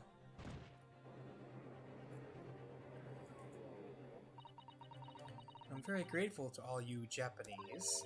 You've successfully established my complete innocence in this horrid affair. Thank you. But of course, my dear lady, the pleasure was all ours.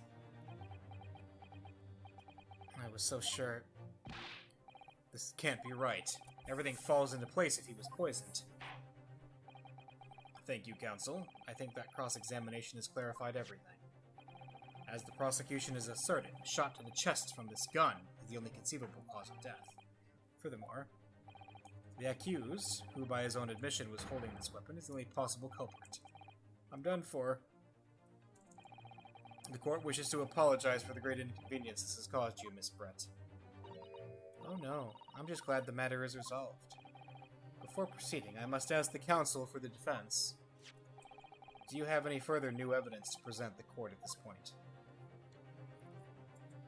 Test the glass! Kazuma?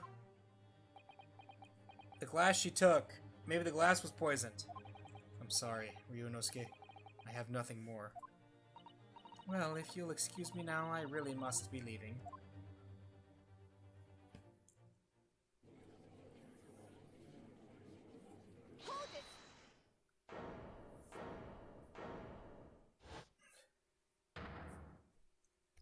Wait. Please, wait. Isn't that... What is the meaning of this? Forgive me for intruding on court proceedings, Your Excellency. Susato Mikatoba, Judicial Assistant to the Defense. Mikatoba? In my darkest hour, with nowhere left to go, she appeared like a bolt of lightning. And in her hand, she carried a small package, wrapped in a furoshiki cloth.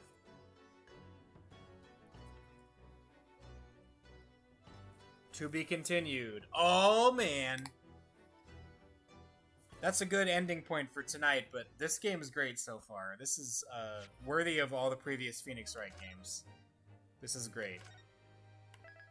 Alright, next week we'll pick this back up. So, yeah, this is good. I'm really interested to see how this case wraps up. This is really quite a bit longer than the previous, like, first cases usually are in the Phoenix Wright games. They're usually, like, just a tutorial, and it's really obvious what happened, and then you're just done. But this is, like, way more involved. Pretty good stuff. Anyway, see you next time.